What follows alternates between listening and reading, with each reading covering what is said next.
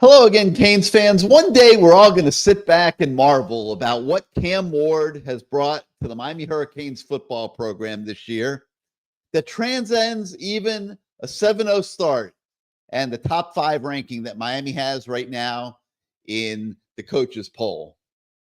But at this moment, I think we have to simply enjoy the moments that we are getting, which are different and coming in rapid fire each and every week. Saturday at Louisville provided a new adventure where the eraser, I'll call him, had to overcome a horrific special teams day and a very average performance by the defense. As usual, Ward had the answer for everything. He threw for 319 yards and 4 touchdowns while also running for another 50 yards while he was at it. This guy just has a knack for knowing what is the right thing to do at any given moment. So Miami walked out of perhaps its toughest remaining spot, still undefeated, with a sky's the limit outlook on the remainder of the season. And now here comes Florida State to town. The Noles have kind of switched spots with the Hurricanes. Miami's sitting here undefeated and winning games week after week. Florida State losing at a higher regularity than even Miami ever has in recent years. It's Miami that has no losses, sitting on the top of college football, while FSU, unbeaten a year ago at 12-0, is floundering at 1-6. We're going to talk about all of that and more tonight as we embark on a new edition of CaneSport Live. Hello again, everybody. I'm Gary Ferman, the publisher of CaneSport.com. Once again, welcoming you guys to the People Show, CaneSport Live, presented once again this evening by Caneswear, your ultimate authority for all your Miami Hurricanes merchandise. If you want to wear the orange, green, and white, you got to go to Caneswear and load up on your Cam Ward jersey, your hats, your helmets, T-shirts, anything you could possibly want, whether it's for yourself, your significant other, your kids, even your pet. Caneswear will hook you up. Check them out, and we'll talk more about Caneswear later in the show, but their store is located at 2655 South University Drive in Davie. You also can go shop them while you listen to the show or any other time at caneswear.com. Once again, this is your show, and it'll be driven by your participation. So if you want to come on the show, I'm going to throw the banner up on the screen that it gives you the website where you can email us. You email us, we'll send you the link to the studio. We'll bring you on the show in the order that you appear in the studio. Matt Shodell will once again be joining me tonight to the delight of his growing fan club out there in the, I guess we'll call it the cyber universe. And then later in the show, we'll also be joined by the voice of the fan, Bruce Warner, who will be entering the asylum with me in the second part of tonight's show. So let's get this party started by bringing in the man himself, Mr. Shodell, the Stone Crab King. And Matt, a big weekend for the Canes. Came out of Louisville unscathed. Cam Ward once again carrying the show. I think everyone seems very rattled by the play of the defense, and I'm sure that's going to be a big topic tonight. But before we get out to our guests, why don't you give us your general synopsis of what you feel you saw this weekend? Well, you got to remember a couple of things. People forget about yesterday, last month, 2 months ago, 3 months ago.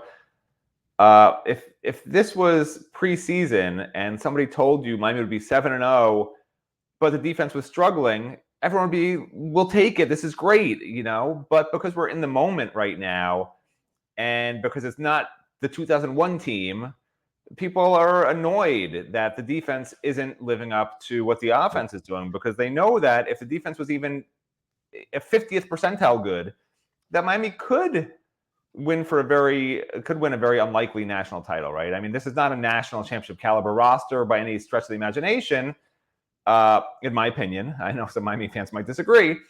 They have half of a championship roster, okay? And that half is on offense. The defense is not even middle of the pack, maybe middle of the pack ACC, just because the ACC defenses are really bad this year, which is unfortunate.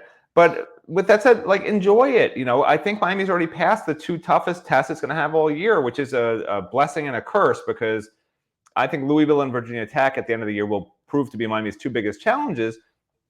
But the curse side of it is, if Miami doesn't wind up winning the ACC and getting that ACC title game and getting that bye, there's a decent chance, with 1 loss, which they would have to not do that, there's a decent chance that the national media are going to punish them, where maybe they'll have an away first playoff round game, or hypothetically have done to them what FSU had done to them last year, where Miami hasn't played a top 25 team.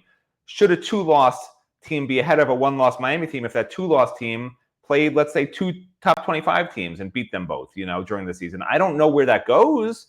Is it concerning a little bit? Yeah. So Miami has to run the table, and they should. They should run the table, get the ACC title game. I don't see any way in which, if they're 12-0 and then losing the ACC title game, I don't see how they're not the second ACC team in, and how they would take in, let's say, an SMU with 1 loss doesn't make the ACC title game for some reason or something like that. Like, I don't see how they could pick SMU over Miami, but stranger things have happened, man. And I do not see them taking 3 ACC teams, with the perception out there the ACC is a pretty weak conference this year. Well, mad, I think, is an understatement. Based on what we've seen on our message boards, the YouTube comments on our Good Morning CaneSport show, and elsewhere, I think mad is an understatement for the way the fan base feels about the defense. And I'm kind of shocked by that, because like you said, we knew coming into the season that the defense was probably the weak spot of the team, particularly the pass defense and the defensive backfield. And a lot of people are going after Coach Guidry. And I want to talk a little bit tonight, and I'm curious to hear his different viewpoints on this, whether that's fair or unfair. I've been a little bit surprised how bad it's been the last couple of weeks. When we watched practices before the season and got to see some of the live action, I mean, I'm telling you, we have the best offense in the country right now, and our defense handled them a lot in training camp. It was not one-sided all the time out there. The defense had some very good days, and you were like, wow, how is that happening with Cam Ward and this offense and all the weapons? How's the defense doing so well? Now, of course, they know the plays because they see them practice and defend them every day. And there are some inherent advantages that the defense has on the practice field. But, the point I'm making is it wasn't anywhere near as ridiculous as what we're seeing with the mental busts against Cal. And then I felt the physical beatings that they were taking against a really good, skilled Louisville offense.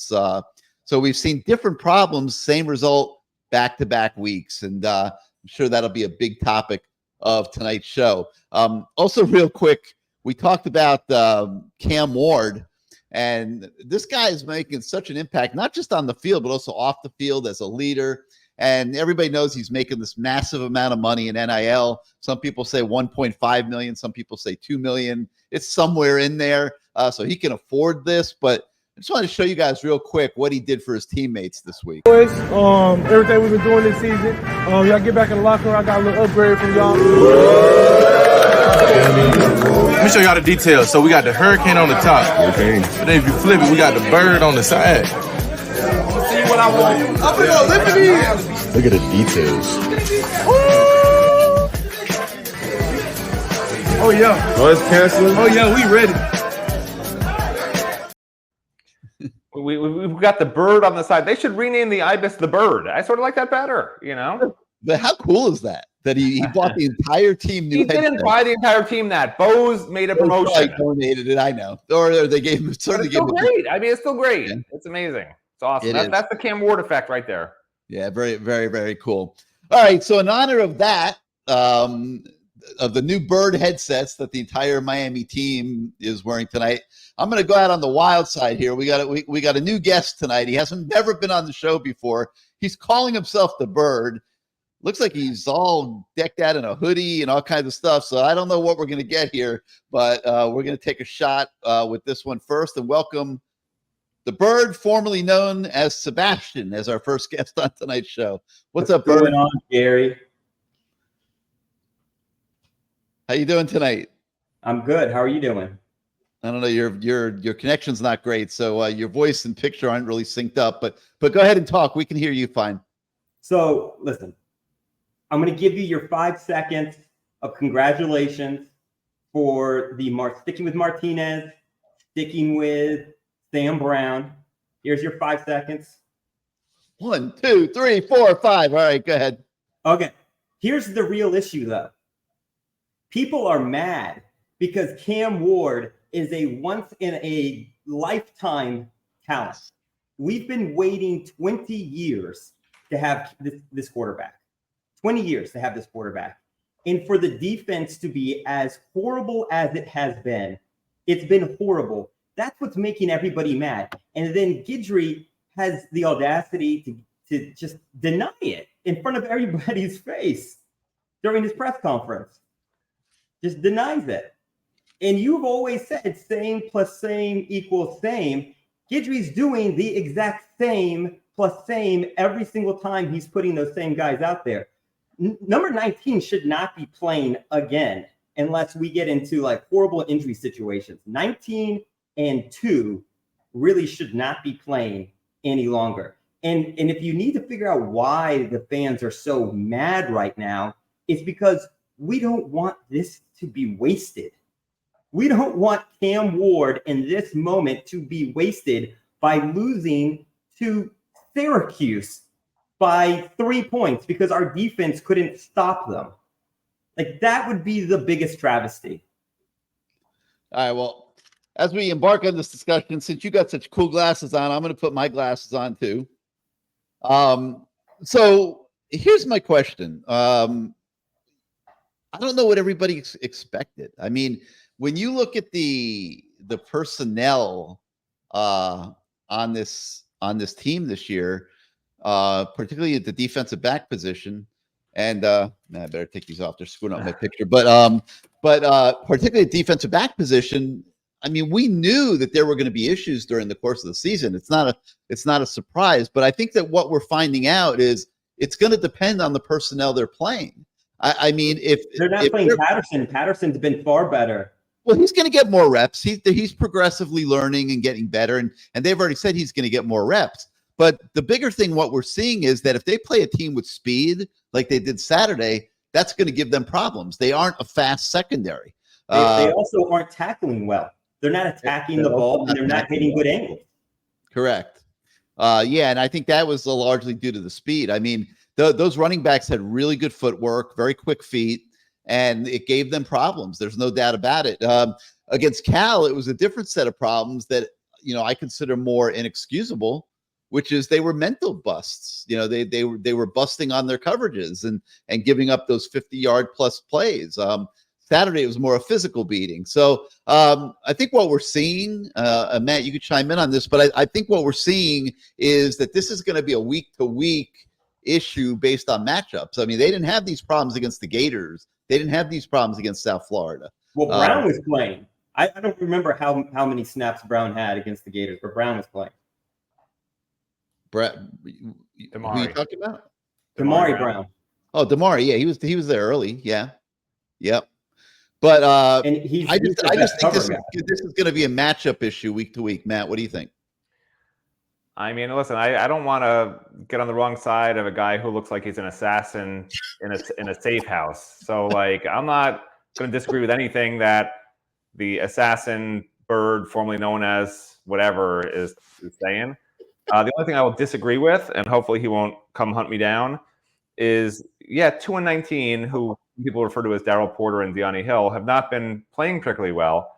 But there's nobody else, man. Like, there's nobody else who places them. That's the problem. That's the coach's fault, right? It's not the player's fault. The coaches always preach competition makes everyone better. They never had competition because there's nobody there.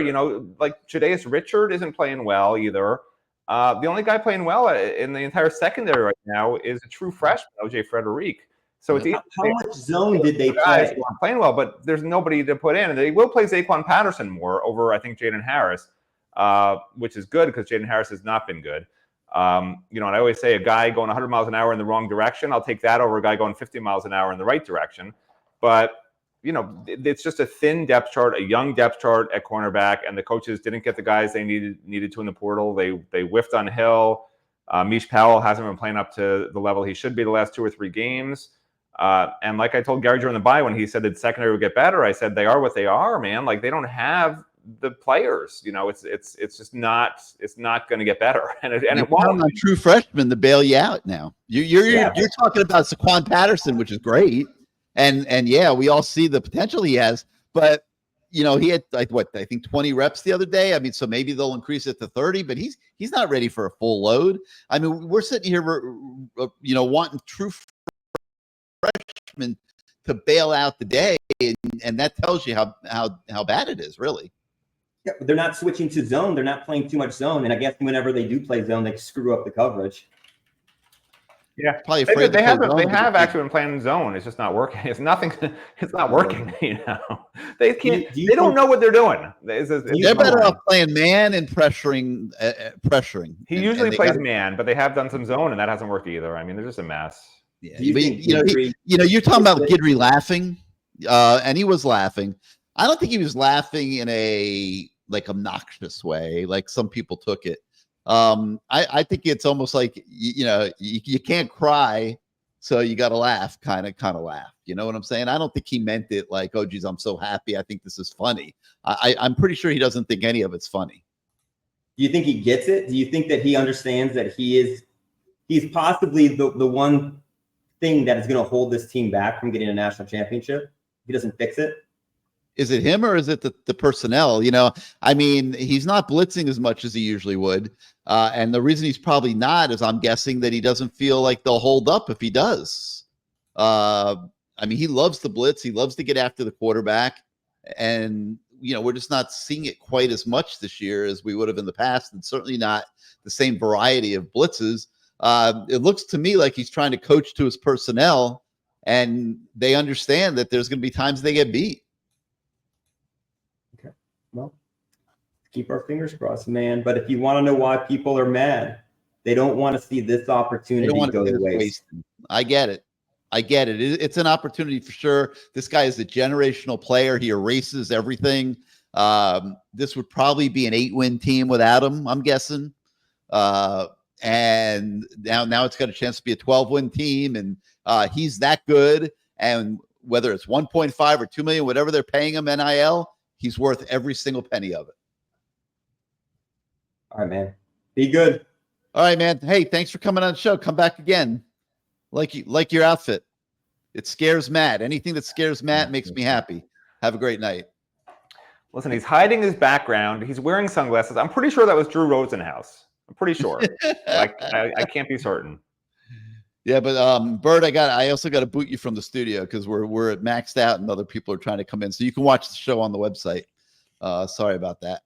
But anyway, look, I mean, he makes some good points, Matt. I mean, you don't want to waste a talent like Cam Ward. I mean, that would be devastating to waste it. I mean, I'm not going to sit here and predict they're going to go 16-0, but you have an opportunity to win any game against anybody with this offense right now. And the challenge now for the rest of the season is to get the defense to a point, where they aren't quite as big a liability. All right. He's marching back and forth. He's in his Costco outfit. Nice. He's clapping his hands. He's ready to go. He looks fired up. It's time for Kane on CaneSport. What is up? Hey, Gary, Matt, let me tell you something. I'm Kane, and I'm tired of all these lame ass fans. They complain. They've been crying for 20 years plus. Oh, we ain't winning. Oh, we need this. Oh, we need that. We 7-0. Yeah, the defense. We know what the problem is. Damn it, don't you think they know? Gentry laughed. I didn't make none of it. He laughed. Man, the man know like Matt and you say, what we got. This is all we got. So deal with what we got. I mean, remember last year, let's fire Dawson. Now, this is no knock on your boy, Gary, but Dawson couldn't do nothing with TDD because he didn't have that athleticism. He didn't have that vision. He didn't have what Cam had. Now, you don't even hear that. But now all of a sudden, let's fire Gentry. He can't do this. Come on, man. Stop crying, man. You cry too damn much. Be happy. Enjoy the moment. As the people say right here, damn it. Stop the bitches. Stop the crying. We are 7-0. Should be 12-0. No, we don't want to waste no damn opportunity. I would love a championship. You ain't seen one since 2001. None of us seen it. But stop crying. They doing the best they can. Kids running opposite way. The young boys gonna get more reps. Maybe that will help out the other guy. You know, just like when Martinez didn't start. Okay, that motherfucker ran like a bull. Then Allen ran. We got running backs. We got receivers. We got everything on offense. Who can stop us? Who's gonna stop that offense? But then again, oh, we're gonna cry about the defense. Fire Gentry. Last year, fire Dawson. The year before that, fire Mario. How about we fire these shy-ass fans we got? Man up. Be happy. Enjoy. I will be there next weekend, this weekend, and Wake Forest. I love you. That's why I spend my money. So ain't too much more to say. I didn't want y'all to say anything. Just take it from there, because ain't nothing to talk about bad. We know what the problem is, damn it. Don't worry about it. Just keep riding the tide. What did I tell y'all? The sun will rise on the 305, and look where we at. Ooh, baby, you gotta love it if you're a Cane fan. I'll get off. Go talk to them crazy-ass complaining people, because I ain't one of them. Peace. All right, Kane. Thanks for being on the show as always. Pretty good, man. He is, man. He's the best. I wonder if his boss, he's in the office there. I wonder if his boss is watching him on one of those cameras. Yelling at the screen. Oh, that's pretty funny. All right. If you want to come on the show, email us CaneSport@yahoo.com. We'll get you on, send you the link to the studio. Let's see. Let's go to Everything 305. See what he has to say this week. Everything. Welcome back to CaneSport Live. Hey, Gary and Matt, how we doing tonight? What's going on, Everything? Are you one of those mad ass fans? No, I'm not mad at all. I mean, I know it's there. You can't make chicken salad out of chicken, you know what, but you find a way. And I last week I was pointing out how Matt was maybe overreacting a little bit and not having enough faith in the coaching staff. And, lo and behold, we tried to do some more zone concepts, and the chemistry and the IQ and the recognition, those factors aren't present amongst those players. No. So it really doesn't matter what you do. You're going to have to just go ahead and hope that front seven can find ways to create pressure opportunities on their own. You can go ahead and play a lot of games and get caught for big runs when you're running those games. But I think what you're going to have to look at is the impact week to week that Ruben Bain's going to have. I mean, he makes those other guys better because they have to focus on him. So those other guys get more one-on-one opportunities. And I think he's going to improve the efficiency of the front seven. And hopefully that's going to impact. But we talked about Zaquan Patterson having to get in there. I'm just disappointed that guys that have been here for 2 years still don't have the right angles, still don't read correctly, still don't anticipate well.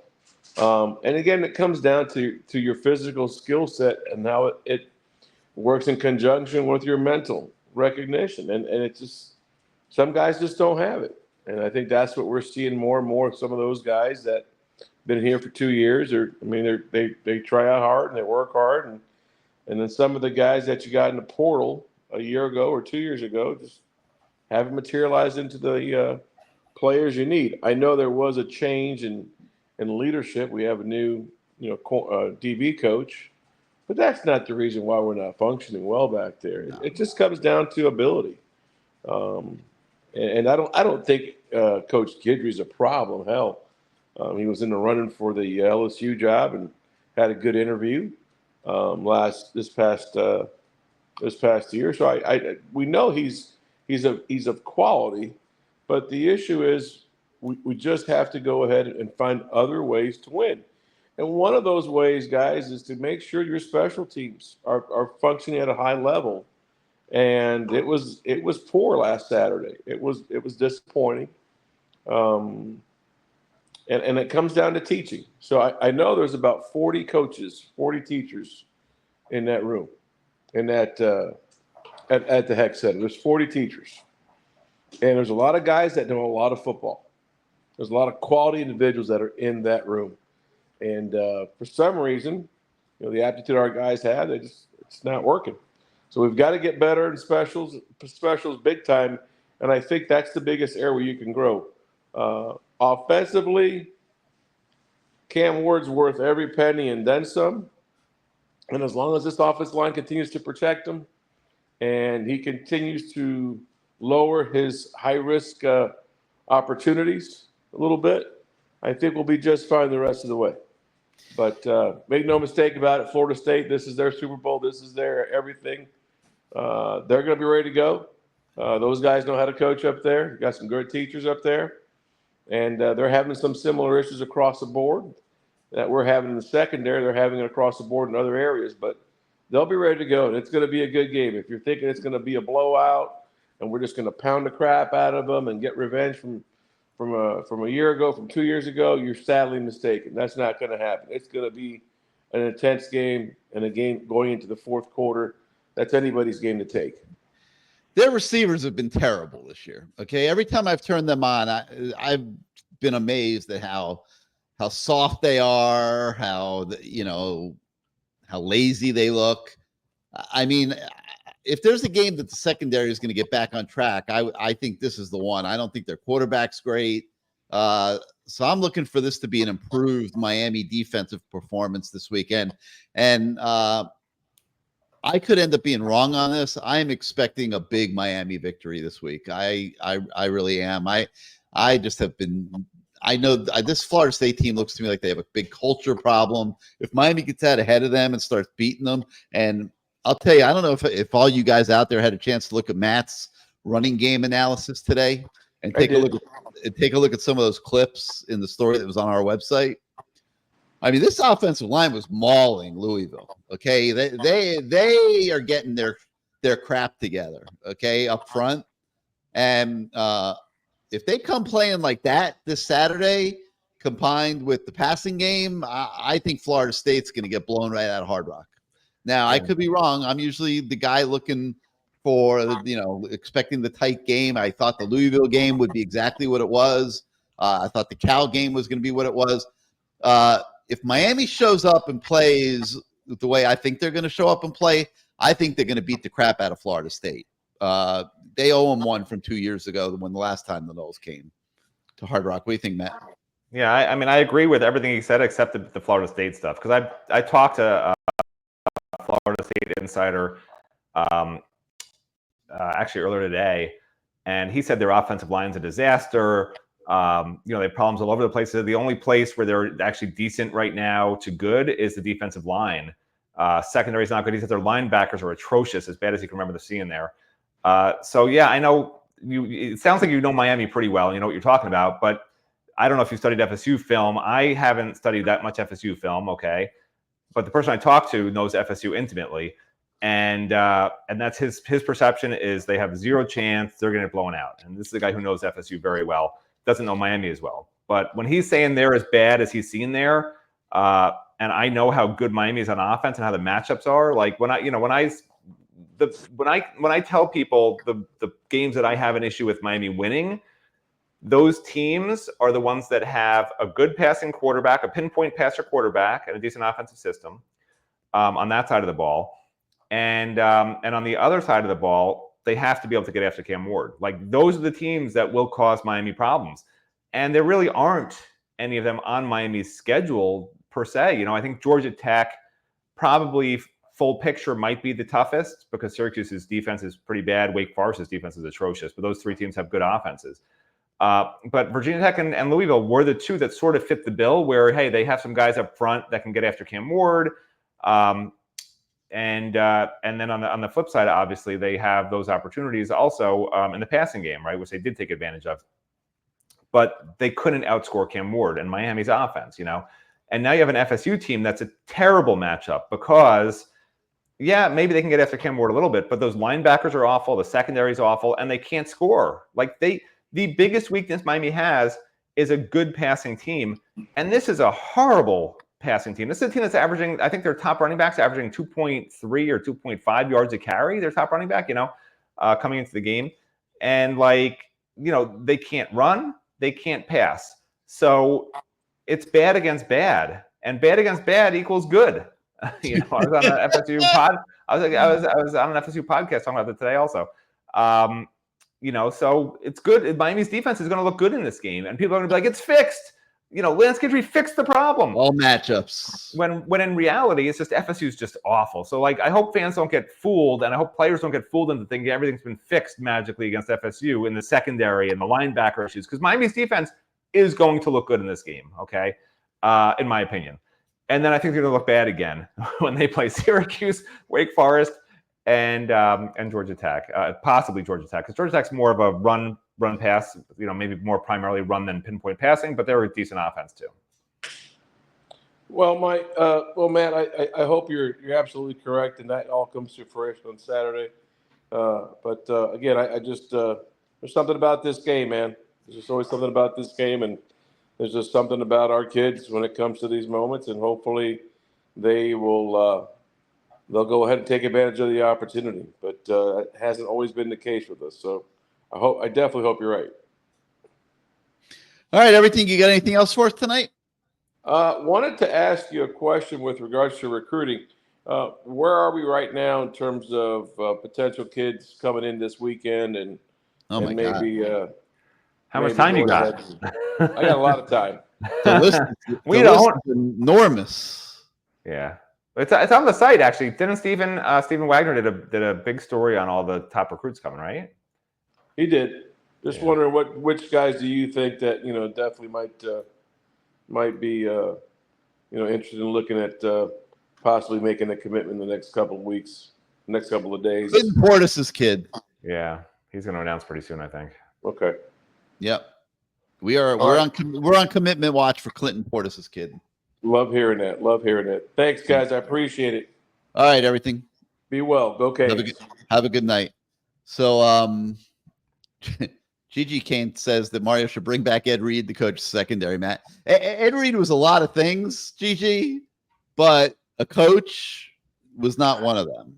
Okay. That's like having Michael Irvin coach the receivers. I mean, it would just be all yelling and rah-rah and it'd be this craziness. I mean, I love Ed Reed. I love Michael Irvin to death, but they're better off on the sidelines pumping our guys up than being calm, cool, and collected and just checking guys down and telling guys what to do during the games.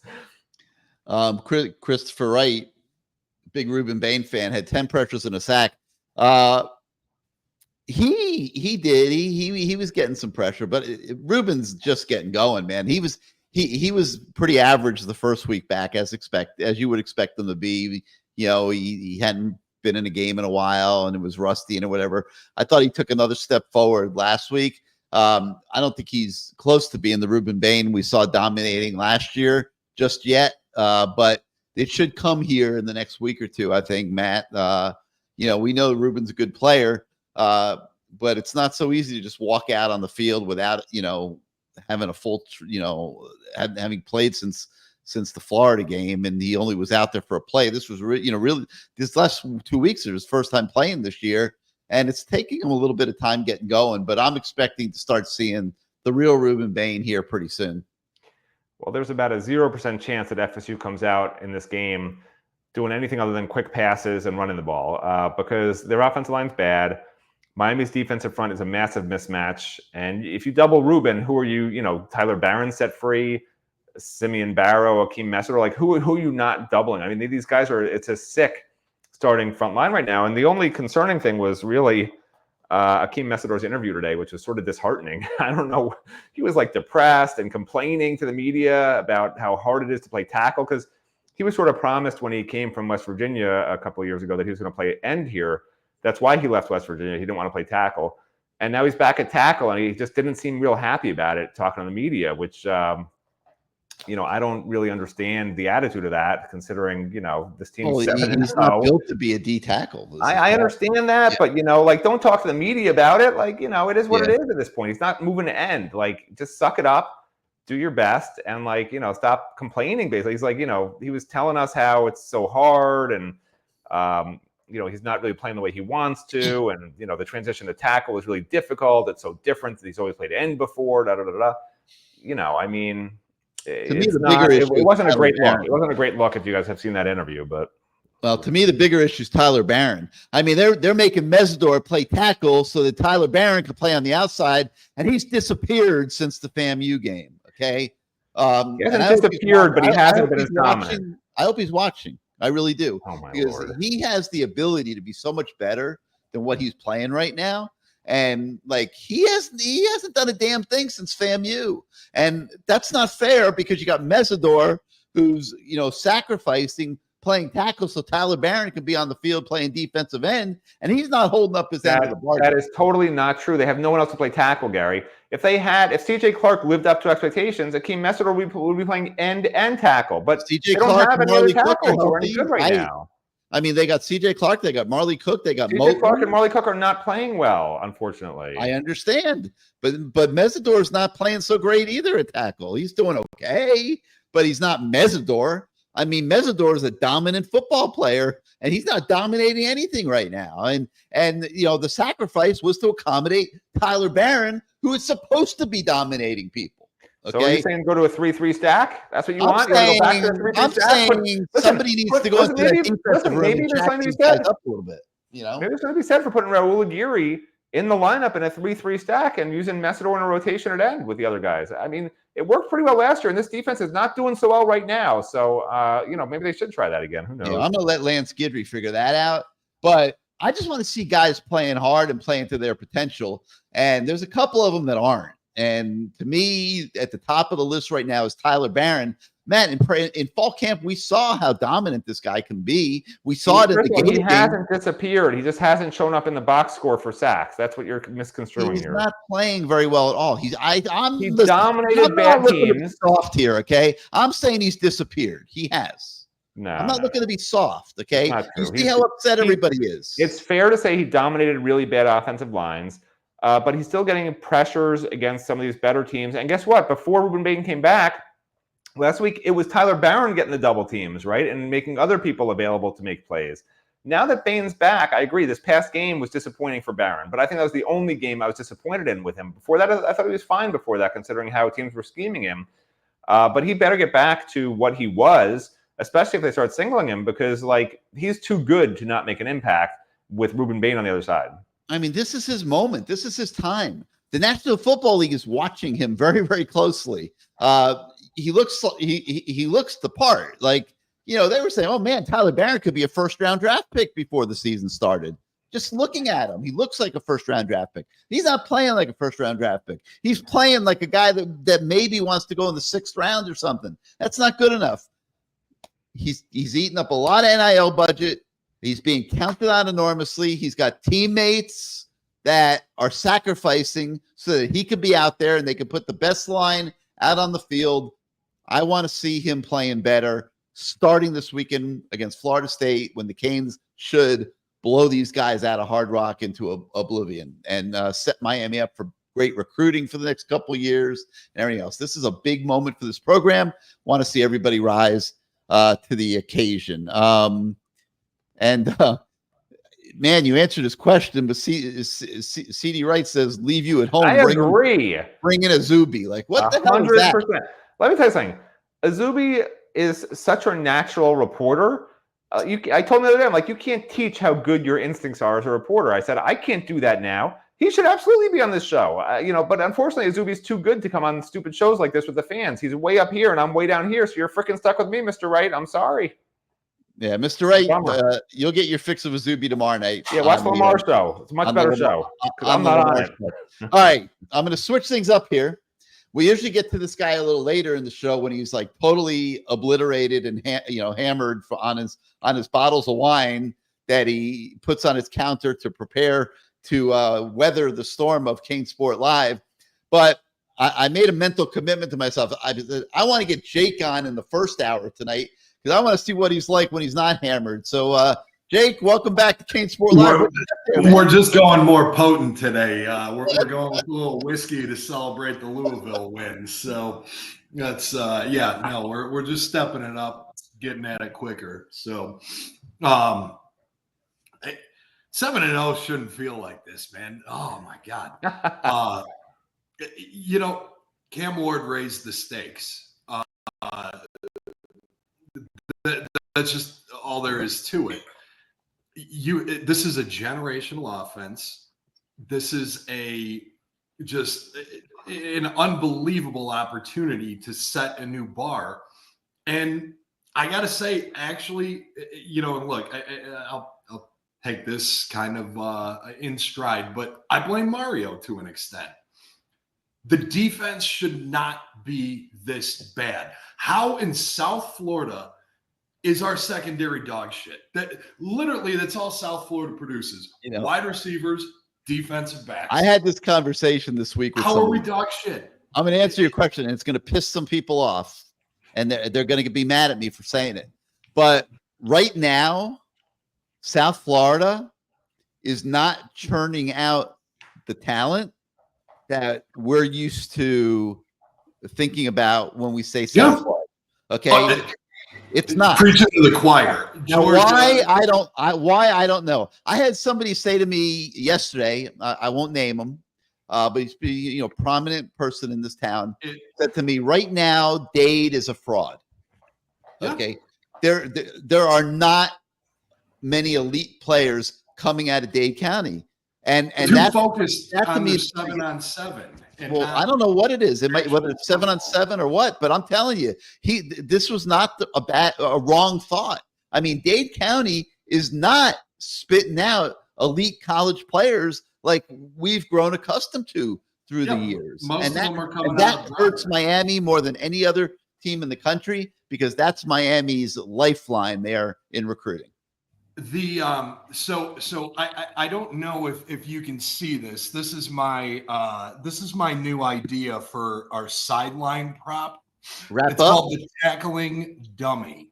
It's a dunce cap that all these clowns put on. We can bedazzle it, put some gemstones, rhinestones, all that stuff. Every time you miss a tackle and they go 80 yards down the field for a touchdown, you go put it on the sideline and suck your thumb until you come back in the play. I blame Guidry some. He's not championship caliber. Is he the problem? Maybe, probably not. Tackling. We're in year 3. This is where I blame Mario the most. This is supposed to be the physical, tough Mario team. Missed tackles. This is softer than Manny Diaz this last week. The speed of Louisville gave them problems last weekend. Listen, Cal gave them problems. That Jaden Knott looked like he was playing pinball with our linebackers in secondary. They were just bouncing right off of him. This should not be an issue this late in the game. What is going on? How is tackling still a problem? Good, Matt. Well, first of all, I'd like you to make a dunce cap for Gary to wear on Good Morning CaneSport. That'd be my wish. That's my design. It's free of charge. So I could tell you're definitely a design guy. Big time. Graphic arts all the way. Yeah, and then to the point, I don't disagree with you that of course it's the coach's fault at the end of the day. That they don't have the secondary they need because everyone saw this coming. This was not a shock, and Gary can blame Dade County all he wants. It's not on Dade County in the modern NIL era, okay? You can get anybody you want if you give them enough money. They didn't want to give enough money for the guys that they wanted in the secondary. They chased some guys in the portal. They let them get away. They wound up taking a Marshall guy and a Washington guy. The cycle earlier took a Vanderbilt guy. And none of them are playing up to par when it comes to playing really good offenses, right? Mish Powell's looks slow. Deani Hill struggled in coverage.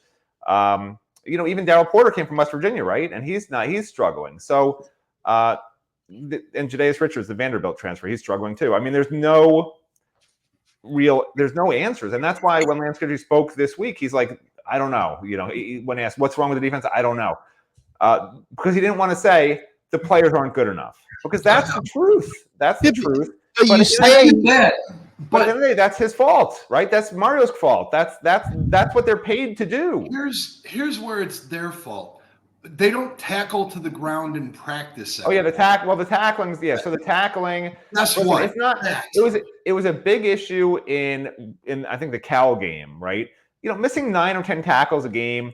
That's somewhat the norm, honestly, even though, you never want to miss tackles. But these guys in college now, they're pretty good, right? And I think they missed 9 tackles or 8 tackles last game. Like, it's not the end of the world. You don't want to miss tackles. And yeah, you're right.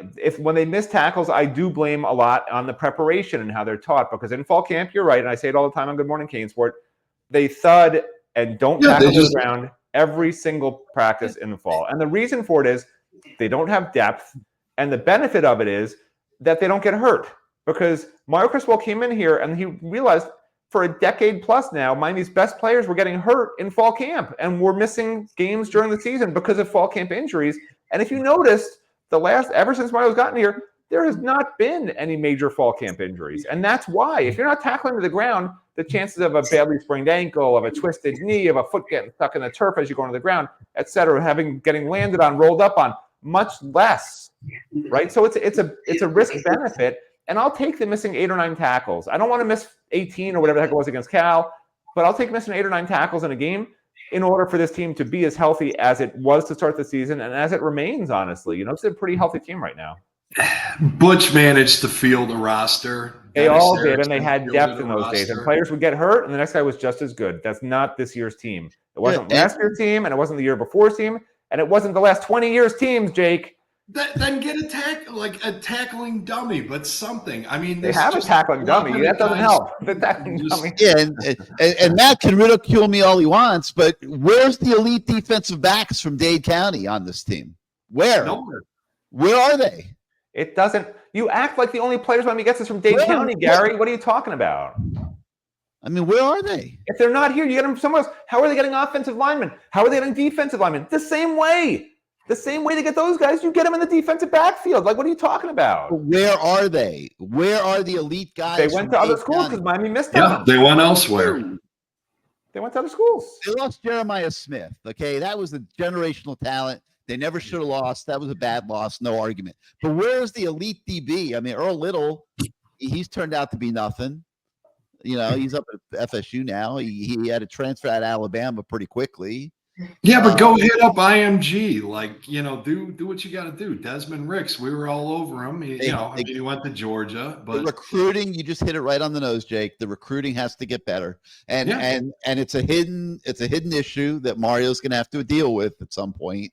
It looks like they're dealing with it, but they are to some degree. Too little, too late. Well, yeah, we got to get a lot. Right now, they got the eraser playing quarterback. He is erasing everything. Okay, yeah. The bad special teams, the bad defense. It doesn't matter. He's erasing it all. Okay, but he's not going to erase Georgia. The defense has to show up for that. They got to show up too. And he's not going to erase the 2025 season and the 2026 season. And they got to get better players. In recruiting, there's still too many guys that are, I'll call them misevaluations that are going to end up in the portal. And they have to upgrade the level of their talent evaluation and recruiting. And it starts with the assistant coaches. The guys that aren't carrying their weight in recruiting need to step up. And I know Mario is going to want them to step up. And to me, the key moving forward from this season, which should be a bridge to great things down the road, is acknowledging the problems that do exist and fixing them. Mario's usually been great at that. He does not hide in the closet. You see all the changes he's made since he became head coach here, recycling the coaches that he has and stuff like that. That wasn't part of the plan at all. But he didn't stick his head in the ground. I will say though, with Guidry, there's scheme and there's strategy. Now the scheme is what it is. I think Guidry, we've seen it too many times where he's just getting pantsed by these other offensive coordinators and head coaches. I'm not saying fire him or whatnot, but if he can be upgraded this offseason, he's not championship caliber. I'm sorry. I just don't think he is of the caliber because that's one of the things Mario's going to have to do. He's going to have to bring the staff. You look at Kirby Smart, you look at Nick Saban, you look at guys winning championships, Jim Harbaugh. Those guys have championship staffs. This isn't the championship staff yet. It's good. It's a good staff. There's some really good parts to it. Guidry's not championship. He gets beat up too much. Too many guys run circles around him. Is it fair though to judge him to that degree if he doesn't have the talent? If the talent's not there, and I think we can look and say the talent is not there, particularly at defensive back. I mean, the linebackers are okay; they're decent, and the D line is decent. But in the back end, it's just not there. It's hard to judge Guidry. He doesn't have the safeties he can blitz with. He doesn't have the corners that can cover if he blitzes the safeties and linebackers, and his hands are kind of tied a little bit. I don't know that it's fair to judge him to that degree. All right, guys. Yeah, I got to bounce. Actually, I got some company here. All right, man. I figured you were coming to me later, so no sweat. I got some friends over here. I got to bounce, but thanks. We'll see you next All week. right, man. Hopefully, we kick the shit out of FSU. So you got it, man. Thanks for coming on the show and taking the time. We'll see you next week. I mean, it was so evident to Miami coaches, even in the spring. They could have brought guys in the second window because, like Mish Powell, right? They knew they didn't have a nickel, so they're like, okay, we'll put Mish Powell be the nickel, and we'll have Markeith at safety with Jaden Harris. And they quickly realized, well, they kept him there all spring, but they realized by the fall that he couldn't play nickel and stay with speedy, fast receivers, which we've seen when he tries to cover guys at safety, right? So they knew they had the problem in the secondary, and they did nothing at that point to address it. So, to his point, it's fair to say that is on the coaches, in my opinion. Whether there's people in Dade they could have recruited or not, like that's on the coaches. They knew it was a problem. They didn't get guys in the portal to supplement it other than De'Ani Hill. So at that point. Jeff Lynn, ELO fan, wants us to evaluate the performances in 19, 25, and 7. I mean, what's there to evaluate, Matt? They haven't been playing well. No. They're the best guys endlessly. I mean, there's nothing to be gained there. No point in bashing them endlessly. All right. While Matt's still on the show, we got to bring his best friend on. I'm looking at his picture. All I'm seeing is a ceiling fan, so I'm hoping that's going to change here real fast. There he is, the man, the myth, the legend, Greg. Welcome back to CaneSport Live. What thou you say? Hey, how you doing, Matt? Hey, Greg, how you doing? I'm doing well. Good. What's going on, man? Yesterday morning, I thought I was on the Good Morning CaneSport when you're telling everyone Miami should go 12-0. You didn't believe that. Now you believe it? Greg, I literally explained it. I said it before the season. I said Miami could win, but you could go back and look, but I said Miami will win between 8 and 12 games. That was the range. So I said, I'm making my prediction 10-2 because it's in between 8 and 12. My predictions aren't static, unlike yours, Greg, unlike Gary's. I have wide-ranging, malleable, Kamala Harris-like thoughts, okay? I changed my mind on a whim, and now I'm going with 12. What do you want from me? Okay. All right. Let me ask you, Miami. Take your hand off your picture, your camera. You got your hand up there or something. Oh, sorry. Yeah. Everyone's belly aching about Guidry. Do you know who's number one in the ACC in yardage per game on defense? Do you know what team that would be? Is this a quiz? Like, are we on a game show? That would be Miami, Matt. Okay? We're 6th in the ACC in points allowed. Clemson is behind us in points per game. So you're looking at everyone's raving about Clemson. You're looking at just the ACC games, obviously, Greg. You're not including FAMU and Ball State, right? Because those are nonsense games, obviously. Well, they don't play any nonsense games? Not to the extent Miami did, no. Okay, let me ask you a question. Is that Florida win looking a little better lately?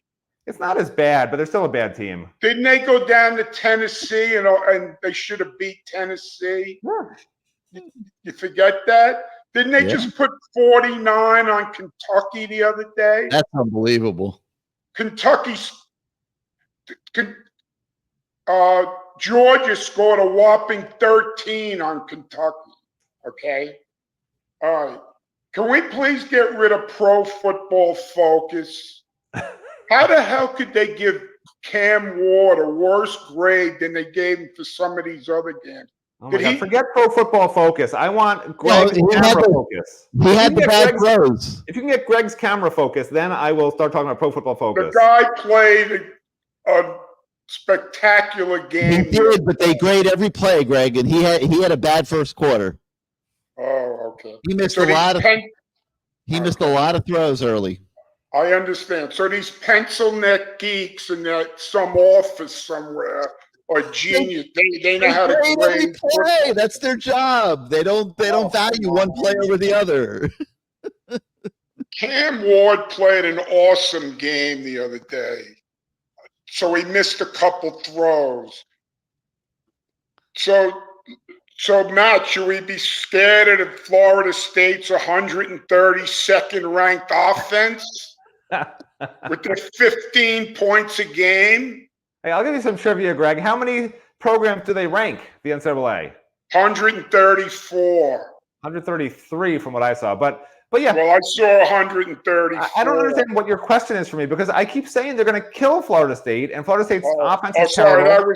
that was everything that said it's going to be a nail biter. Yeah, it wasn't me. I think he's a closet Florida State supporter too. Yeah, me too. Okay. Oh, by the way, another non-believer, Lee Sterling, picked Louisville to beat Miami this week. Yeah, well, he said Louisville plus the 5. He ended up off 2 points. He wasn't that far. He gave a score, Louisville to win outright. I know, but the line was 5. He said he's taking Louisville. I understand that. He won that still far. Lost. Yes, he did. But anyway, okay. So last thing, which one of these great teams are we going to lose to now? You know, Haynes King is hurt for Georgia Tech. Yeah, but he's day to day. He's 13 this week. He's day to day, Greg. He'll be back for the game, is my guess. Oh, he's day to day. Yeah. So we're scared of Haynes King now.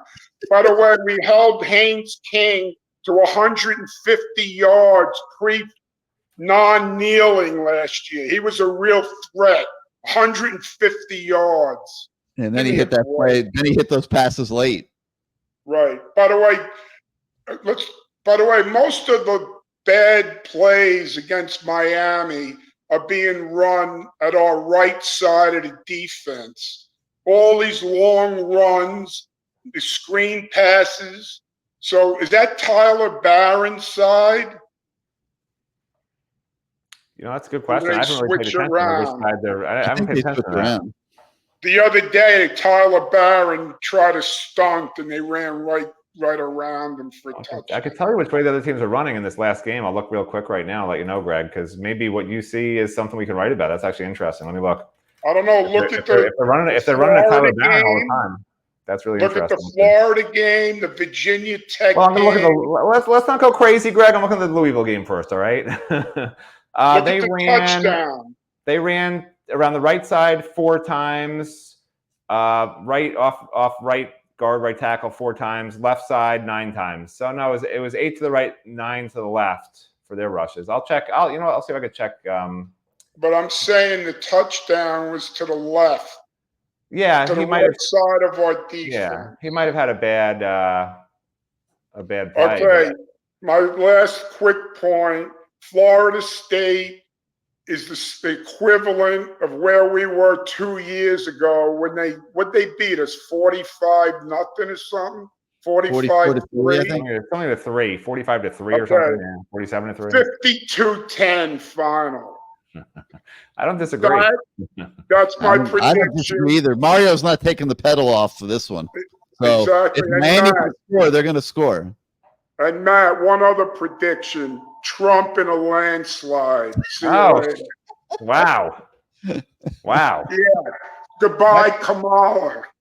Now it appears Greg does it. All the other stuff Greg was predicting that was correct. Now all that's out the window. How are you supposed to believe anything Greg said anymore? What a mic drop that was, and he leaves us looking at the at the ceiling fan. That's a light drop. That's not a mic drop. That's a light drop. Man, that guy, he is like if he's Sherlock Holmes, then I'm Moriarty and vice versa. He's my antithesis. The antithesis of me is certainly Greg. And you know what? A lot of what he said was correct today. Although I don't know about the defensive yards per play. Maybe they're first in the ACC. I find it hard to believe they're first on defense in the country, in the nation. I'll have to check that out. But certainly in ACC games, I mean, which were the ones that really are the good teams so far, notwithstanding Florida does seem better than they were. They have not performed well on defense, which is what people are worried about. And that's why people say stats are for losers, because you can sort of pick and choose.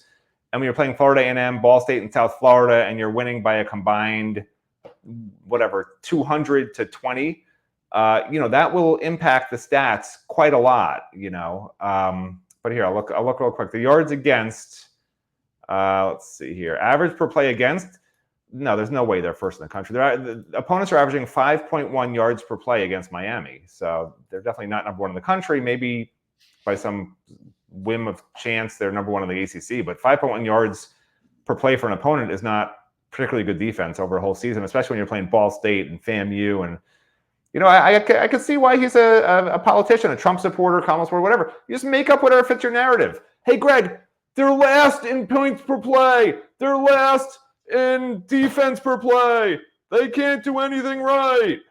That was my Greg impersonation. Was that even remotely on? I don't know. And then I'm going to do this at the end. When I leave, I'm just going to do this. I'm going to have my light here with nothing else.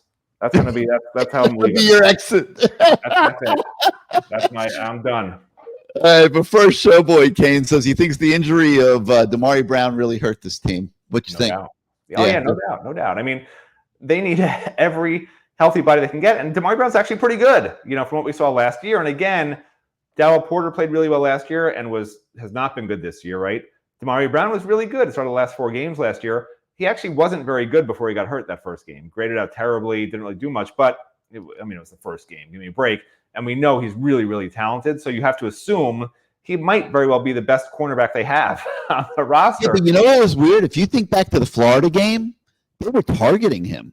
Yeah, he wasn't good. That's why I said he wasn't good the first game. I know. But I mean, when Florida game planned for that game, they singled him out as a guy they wanted to go after. And they were going after him deep, and he held up okay. But, so I don't, we don't know would Damari Brown be making a difference or not be making a difference. But I thought it was interesting that when he was playing, that he was a target of the opponent, which was looking at tape from last year. All right, Matt, they like that matchup. A lot of times these offenses will say, let's get this guy matched up on that guy because of particular skill sets. It doesn't mean Damari isn't a good cornerback. Florida just felt like that was a good matchup is my guess. But yeah, I hear you. So it's the time of the show for us to let you go. Blaine Boy here wants to blow your head up first. Is that Matt? He's talking about Matt Merritt, I assume. Because running backs have been pretty good. I agree with Blaine Boy. The running backs have been very good, Blaine Boy. Parting thoughts, Matt, as Miami gets ready for Florida State. Let's see. Yeah, I just don't think we should bring Greg on the show anymore. That's my parting thought. No, I'm just kidding. Greg is the GOAT. He always gets my GOAT. That's why he is the GOAT. But yeah, I've already said it. I don't see a world in which Miami doesn't easily beat Florida State. And if Miami has 3 turnovers and Florida State has none, then Miami wins by 20 points. Like that type of a game. You talk to these Florida State people, and it's like they've already given up. They don't even want to show up. I don't think there'll be any fans there for Florida State. It's just going to be a big Miami Hurricanes party, and Miami fans should enjoy every minute of it because this is probably the biggest mismatch on paper, record-wise, that I can remember. And I know Gary's covered the team since 1921. In a Miami Florida State game, yeah, I agree. And there might have been 1 or 2 others, but yeah. Yeah, I've covered the team for the better part of 25 years. So yeah, this is not, and people say, oh, but throw out the records in this rivalry and this, that. No, man, like at the end of the day, the bad news for Florida State is Miami's going to show up like it's a rivalry game, and Florida State's going to show up knowing they're going to get whooped, and they're going to be demoralized before the game even starts. This is like, remember in the old days when Miami would just walk on the field and you would just know Miami won already? Like you could just look at the other team. That's what this game's going to be. You could just look at these teams. When Miami comes out and Florida State comes out, you can just tell Miami's going to be bouncing around, energy, and Florida State's just going to be going through the motions, man, because that's what they are doing for the rest of the season. They are going through the motions. And people might say, oh, but it's their Super Bowl. This is not a team on Florida State, okay? This is a bunch of individuals that are playing for their futures at this point. And that's not going to bode well for the Seminoles, period. The reason why Miami's been so successful is because people are buying into Mario's culture, which is team football, right? a lot of the problems Miami had the last 20 years is individuals trying to do stuff, right? They talk about Superman plays, right? Guys doing stuff they're not supposed to do, trying to do the other guy's job.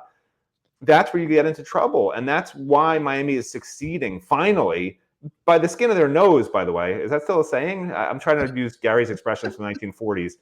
By the skin of their teeth. There's not even skin on your teeth. Why is that even a saying? It should be by the skin of your nose. So they're escaping by the skin of their nose, but you know what? They're escaping, and they're doing it as a team. They're not falling apart. Would any of these Miami teams for the last 20 years have come back from 15 points down, from 7 points down in the fourth quarter, from any sort of deficit in the second half at all, or at halftime at all? 5 points down. I mean, they would fold. And that's what Florida State is this year, except they've already folded before the game even starts against good teams. So I think we're just going to really enjoy this game. I think Miami fans are going to be really, really happy come Saturday from everything I've seen and heard from the Florida State side, from the Miami side. As long as Miami shows up and does plays how they've been playing, this will not be one of those nail biters. They will. In the second half. Coming back to Hard Rock night game, they will. The only thing that I can't understand, I didn't watch the game, was how the hell they beat Cal. I mean, to me, Cal's a much better team than Florida State. I don't understand what happened there. I mean, Cal missed field goals. Cal had some costly, if I remember, a couple of turnovers, penalties. But Cal. The one thing I'll give Florida State is they've lost some close games. Okay, and Cal should have beat Florida State in a close game, but Cal honestly is not that good. I know Miami fans are freaked out but they're better than Florida State. Florida State this should be an 0-7 Florida State team coming in here. Oh, yeah, should be 100%. Yeah. If Cal's kicker hits field goals, they're 0-7. Florida State, yeah, they're bad, and I'll be shocked if Miami doesn't blow them out. I think Miami's starting to round into form offensively. I think the matchup with the defense is much better this week than it's been the last few weeks. Oh, and by the way, since my namesake, Mr. Owen, asked if I'm a Democrat, I'm registered as an independent. You can look it up. I sometimes vote one way, I sometimes vote the other. I actually hate both parties, which is why I'm an independent, but that's a whole other show, I think. So yeah, I'm right there with you. All right, Matt. Thanks for being part of the show. As always, your fan club very happy to get their fix. And, we'll see you next time. All right, later. All right, guys. I'm going to take a moment here and talk about CaneSwear, which is your ultimate destination for all your Miami Hurricanes gear. If it's got a U logo on it and you want it, you can find it at CaneSwear. Let's take a quick look at CaneSwear. Welcome to CaneSwear. New store, new items, same great experience. Family owned and operated since 2010, CaneSwear has the latest merchandise from the Miami Hurricanes, Miami Dolphins, Florida Panthers, Inter Miami CF, and more. Come visit us at our store in Davie on University Drive, just south of 595, or online at caneswear.com. CaneSwear, the spot. We're talking t-shirts, jerseys, hoodies, hats, flags, decals, magnets, whatever you could possibly want, you can get it at CaneSwear. If you're going to the game on Saturday night, CaneSwear is 15 minutes north of Hard Rock Stadium. You could stop in there. Maybe you don't have all your tailgating stuff, like your tents and your chairs and stuff. They'll sell that to you. Anything else you want to take with you to the game. And then for food, you can go next door. There's a sub shop there called La Spada. I'll give them a plug because they feed Lamar every Wednesday night. And best subs in South Florida. So you can get it all covered on one trip, your gear, your food, and then slide 15 minutes down University to Hard Rock. You won't be sorry. So check out CaneSwear, 2655 South University Drive in Davie, or at caneswear.com, 365 days a year, 24 hours a day. Caneswear.com will have you covered as well. So CaneSwear, where the Canes fan goes to get the best merchandise that you could possibly find anywhere on the market today. And with that, let's go out. First I got to bring on the voice of the fan, Bruce Warner, who I know is chomping at the bit to get in here after getting fired up by Matt. Bruce, welcome back. Let's start out with your opening impressions on what you saw this weekend and the outlook going into Florida State. Well, it's pretty much what everybody else has said so far. It's the secondary for the most part. And it's scary to watch this because I thought after Va Tech, they take care of business against Cal, and that that was a disaster till the end. And I was positive they played much better against Louisville, and Louisville put up 45 points, although not offensively. They had the turnover by Fletcher, and they scored, and they had the kick return for a touchdown.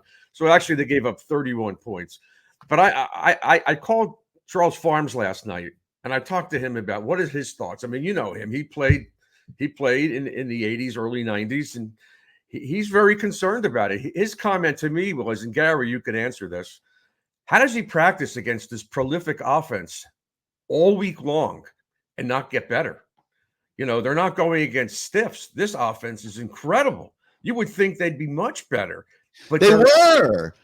But that's what's blowing my mind. Like, they were in training camp, they were getting better. The defense did great in training camp. I was like really encouraged, but I was worried about the offense. I'm like, what the hell's going on here? You got Cam Ward, you got all these skilled players. Why is the defense holding its own against the offense? I mean, they dominated some of the practices early on.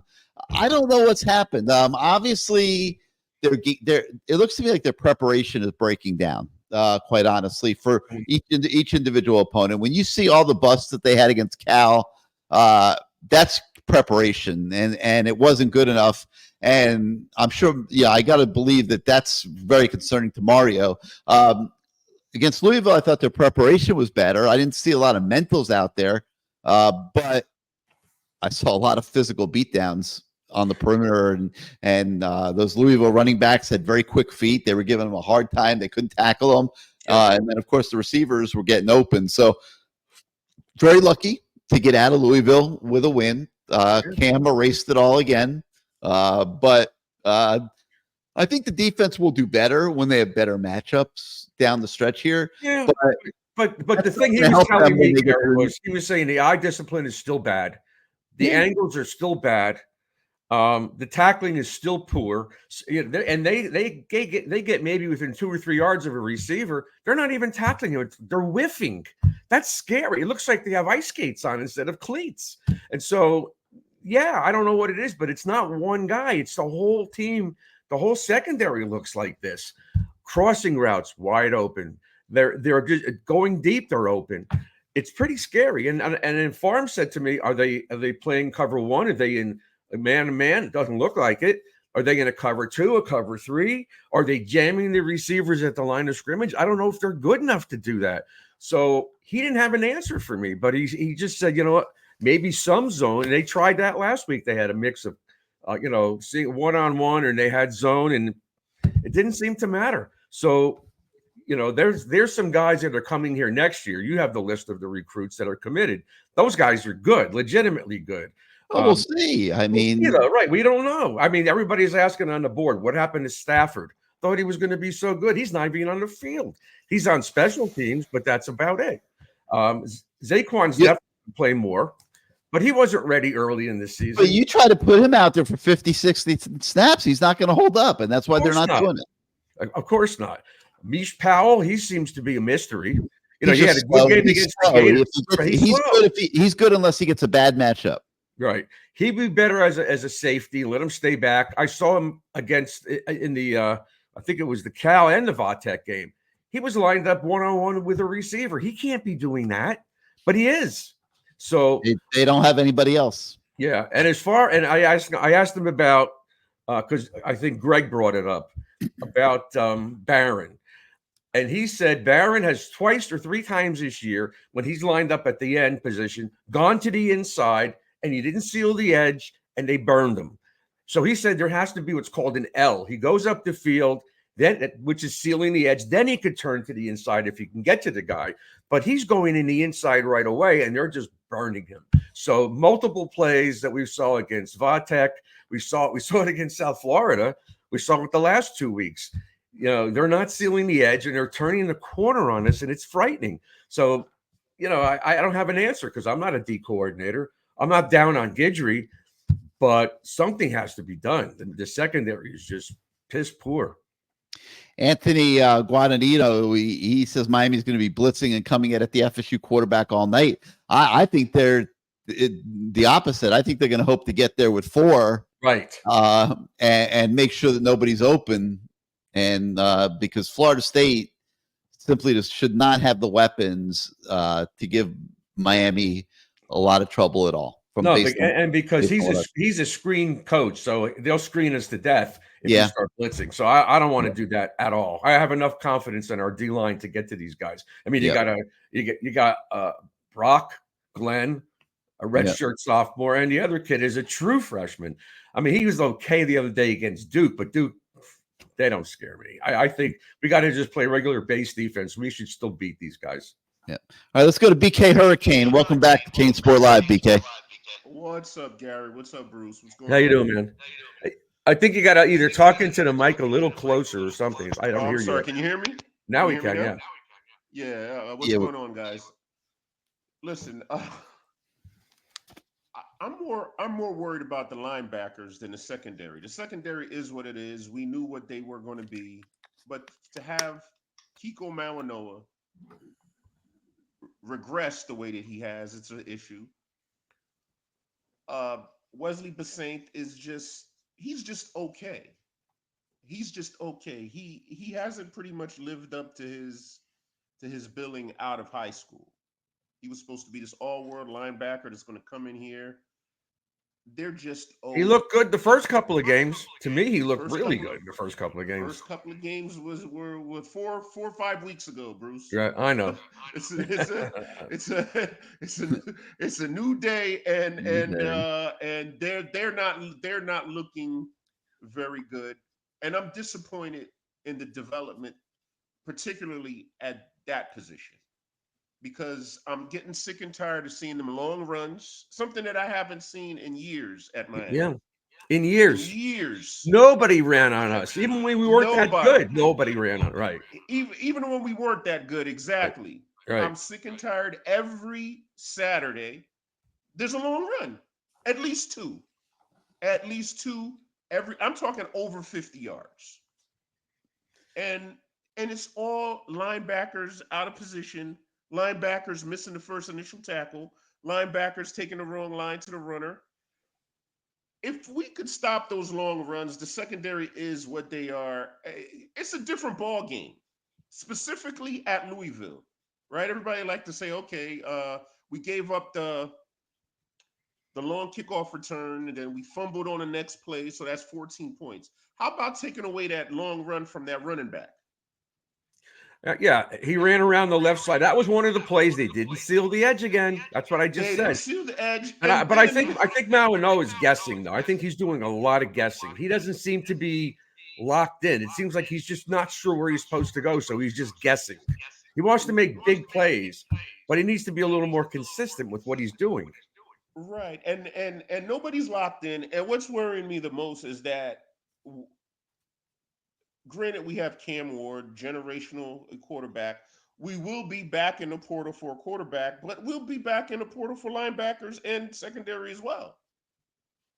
And that's terrible considering the level of recruiting that we specifically did at linebacker. Well, I think Aguirre's playing pretty darn well. He looks Popo's good. good. I think Malik Bryant, what's going on with him? Like he's on the D line. He was banged up last week. He's playing defensive end. Yeah, he's playing defensive end now.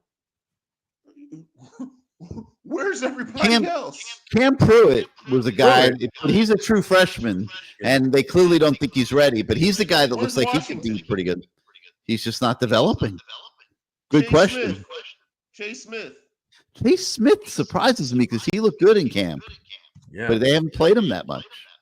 Bad evaluations. Bad evaluations, specifically at linebacker. A position that we hardly ever missed on. At linebacker. And where are the great linebackers? I'm going to ask the same question. Where are the great linebackers from Dade County? We need to find out if Jesse's got kids, if Darren Smith's got kids, where they at? Arrow's got kids. Well, Gary, the way I look at it is South Florida. We have to turn into the Nick Saban approach in recruiting South Florida. You take the best kid and then you move on. You can't build a roster anymore in South Florida. I agree. It's not right now. I don't see it. And you bounce. Yeah, I don't see the talent right now. But the best guy was Jeremiah Smith, a generational talent, and we didn't get him. Yep. By the way, Bryant was sick. They didn't let him on the plane. He didn't feel good. They were not going to let him travel, so he didn't even go. Okay. But you know, I'm disappointed at those two positions specifically: linebacker, defensive back. We're going to spend a ton of money. You know, the two positions that you're going to spend a ton of money on in the portal: a defensive back, defensive tackles, and quarterback. And we're going to spend a boatload of money on those three positions in the portal. You know, I asked Shannon Dawson this week, you know, to how the quarterbacks were doing, the backup quarterbacks, and he didn't really answer the question. And that tells me that you might be right, that they might be going into the portal again for next year's starter. What surprises me about Shannon Dawson, he's recruiting these quarterbacks that don't necessarily fit the system he wants to run. No, they do. It's just Cam Ward is unique. Cam Ward has changed the system. No, okay. Cam Ward has changed the system. The Emery, Judd, Luke Nickel, who's coming in, they all fit the system. It's just Cam Ward is a system of his own. Right. But Gary, listen, they're kind of statues, and this is the argument that Dawson had with Van Dyke. He would tell him, listen, if nothing is there, just take off. I'm not prepared to see the Williams kid take off. I'm not prepared to see the Judd kid take off. I'm not prepared to see the Luke Nickel kid take off. Well, if you're not mobile, you better be a damn good passer. Yeah. You better be an elite thrower. The kid at Louisville was kind of a statue. That kid looked to me like an elite passer. But, you know, if you're not going to be that good, I mean, you're right. You know, Carson Beck doesn't really run that much, does he? But But look at the offensive line he's playing behind. Yeah. Look at unless we get an offensive line like Georgia, then I'm okay with Williams. I'm okay with Judd. I'm okay with Nickel. I'm okay with any of those. Well, they're trying to be that. That's the goal. Right. I don't think, BK, you're going to see anything like Ward. I don't know how old you are. I don't know how long you're going to live, but you might not see this again. It's so unique. It's just ridiculous. It's so different. Never again. Never again. Right. Never again. If he would have committed that first cycle, holy smokes. You know how many kids would have came to Miami just to have 1 year? What do you mean the first cycle? He did commit in the first cycle, but he committed late in the first cycle. I'm sorry, the first window. Yeah, he did. No, remember he held us off until like spring? No, not spring, January, beginning of January. He committed in the first, but it was later on. I mean, what I meant to say, like prior to the signing day, like if he would have committed prior to signing day. Whatever. Maybe Jeremiah comes. Maybe Jeremiah might have come, but I think he was locked into Ohio State for more reasons than one. Yeah. All right, BK. I don't understand why so many good wide receivers go to Ohio State. Because Brian Hartline does a great job. Brandon Ennis. That kid might never play. He might not. And he knew that. That's his problem. I'm talking about in college. I know.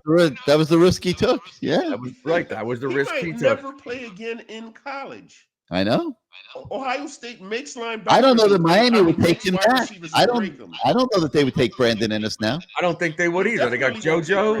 They got a chance. They have people. They have Nikar. I don't know if they would bring him back. Never. And you still have Horton for another year at least. So I don't think they would even consider bringing him back. Somebody else maybe, but not him. All right, BK. All right, but listen, Gary. Yes, sir. I think Miami's going to put up the 60 burger. I don't know about 60, but I'm with you. I am expecting a big win. They're going to do them like Georgia did them. They're going to put up the 60 burger. Hey, BK, they can get there with a pick six, which we haven't seen that much in a long time. A pick six would be nice. A big Miami victory. Definitely. Yep. All right, guys. Thanks a lot, Gary. All right, man. We'll see you next week. All right, Bruce. You too. Take care, brother. Wow. All right, let's go to 7-0. Look at all the complaints. Hey, Gary. Adam's in the twilight zone tonight. Yeah. Adam, you look like you're vibing over there tonight. What's going on, man? That woman of yours, she's got the lights turned down. Like, what's the word? Sorry. He looks like he's being held hostage. I mean, I'm not saying anything about what's going on in the Middle East, but he doesn't look like he's really where he should be. No, I am. Trust me. No, thanks. A couple things. One, what about Aldarius Hayes? Is he just not ready yet? Just not ready yet, but he's got some promise. Yeah, he's young. He's a true freshman, but he's looked good on special teams, and I think he's got some promise. I think Cam Pruitt has some promise. Also, is there any fear that we're overlooking Florida State? Like, I don't think so, because it's Florida State. I don't think so either, but I am worried about what you're saying. It does concern me, but I don't see how. I don't. You've watched them play? They're terrible. Even if they play great, they still can't beat us. I don't see it. Mario's going to want to bury these guys. Yes, he does. And that's going to shine through to the players. He is going to want to bury Florida State. No, I mean, for more reasons than one, and just beating them, but the recruiting. And 2 years ago, when our guys were all hurt and banged up, and they knocked the crap out of Van Dyke. I just don't see him letting up at all.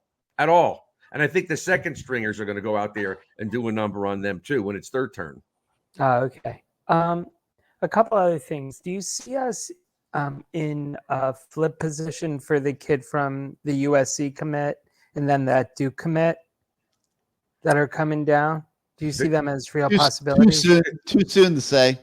There's a lot of kids coming in this weekend. They got a very, very lengthy recruiting list. It's too soon to say. The only one that we know that is really imminent to likely commit is Camden Portis, Clint Portis' son.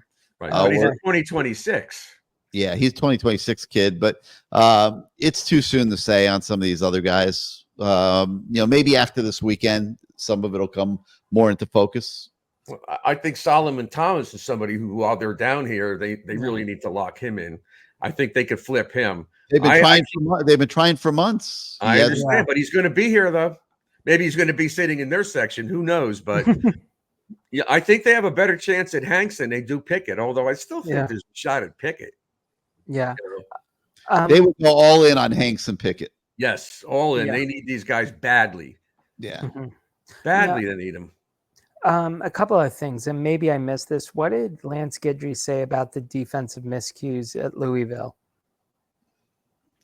His basic suggestion was that they just weren't good, like physically good enough. I think he sees it as a talent issue that he just doesn't have the tools to work with to run his schemes, and he's covering up for things. And when you play a really good, skilled team like Louisville, you're just hanging on for dear life. And listen, they won the game. They were up 2 touchdowns till they gave up that late touchdown. So it worked. I mean, they had some moments in the game where they did okay. But Louisville's a very talented offensive team. And I'll tell you, the other thing that Louisville does is they're very good at figuring out your signals and things like that. And kind of knowing what defense you're in. And there's a lot more there that meets the eye. But I think he's just sort of understanding that he doesn't have everything he really needs to do what he wants to do. Listen, Brom is a great offensive mind. He takes advantage of our over-aggressiveness or over-pursuit, our failure to seal the edge. And so when I asked Charles Farms last night about this stuff, and I mentioned it a few minutes ago, the eye discipline is not there. They're looking at something, they're showing something, and they're going away from that. And these guys are biting and they're getting burned. And if you watch the games, you've seen lately, the kid from Cal did that. He would pump and they would come up and bite, boom, over the top. And there was a lot of motion last week with Louisville, and they'd have our guys chasing them and the ball would go to the other side. So that's a smart offensive coordinator. I mean, I don't know how good Florida State's guy is. They look pretty bad. Even whatever talent they have, they're dropping balls. They can't run. Their offensive line is a sieve. So I expect us to be much better this week. Much better, like Gary said. Biggie Bajibi, he's got to figure it out, Adam. Yeah. have been facing. Been Definitely. facing good quarterbacks. Yes, man. they have. No, but the thing is Miami, and we can quibble over if Hank Backmaster is a good quarterback, but we won't be really facing a competent quarterback now till Kyle McCord at Syracuse. So we now have time, unless you can. Haynes King can hurt you a little bit. Yeah, he can. He did last year. But isn't he injured? It came late. Yeah, but he'll be back for that game. That's 3 weeks away. Yeah, he'll be. Okay. Listen, they beat us last year, injured. but Gary, they stayed in the game way too long. We should have destroyed them last year. We cannot let them be in a position, a team like that, or Duke, or anybody else we play after this week, to be in a position to beat us in the fourth quarter. That's what's going to have to change. And I don't think Florida State's going to be on the field in the fourth quarter with any chance to win this game, or maybe even the second half, because I think we're going to kill these guys. Yeah, I mean, and play with emotion that we haven't seen since the Florida game, truthfully. Yeah. Okay. Well, thanks for taking my call. Just a couple of things. Have a great rest of the show. Tell your wife to put some light on you. I will. Talk to you. Bye. All right, Adam. Christopher Wright, he's on a roll tonight. Goodry just has to figure out what this defense is good at and then be great at that. I kind of agree with that. But I still think if that's possible, we don't know. I still think it's all dependent on the matchups. This defense has not been that bad when it's faced ordinary offenses that don't have a lot of speed. And the Cal game, like I said, they had a lot of mentals, but the Louisville game, I think they ran into some speed that they couldn't handle very well, and that was the problem. Miami doesn't have a ton of speed, really, and not in the secondary, really. I'm talking about even on Restrepo's not a burner.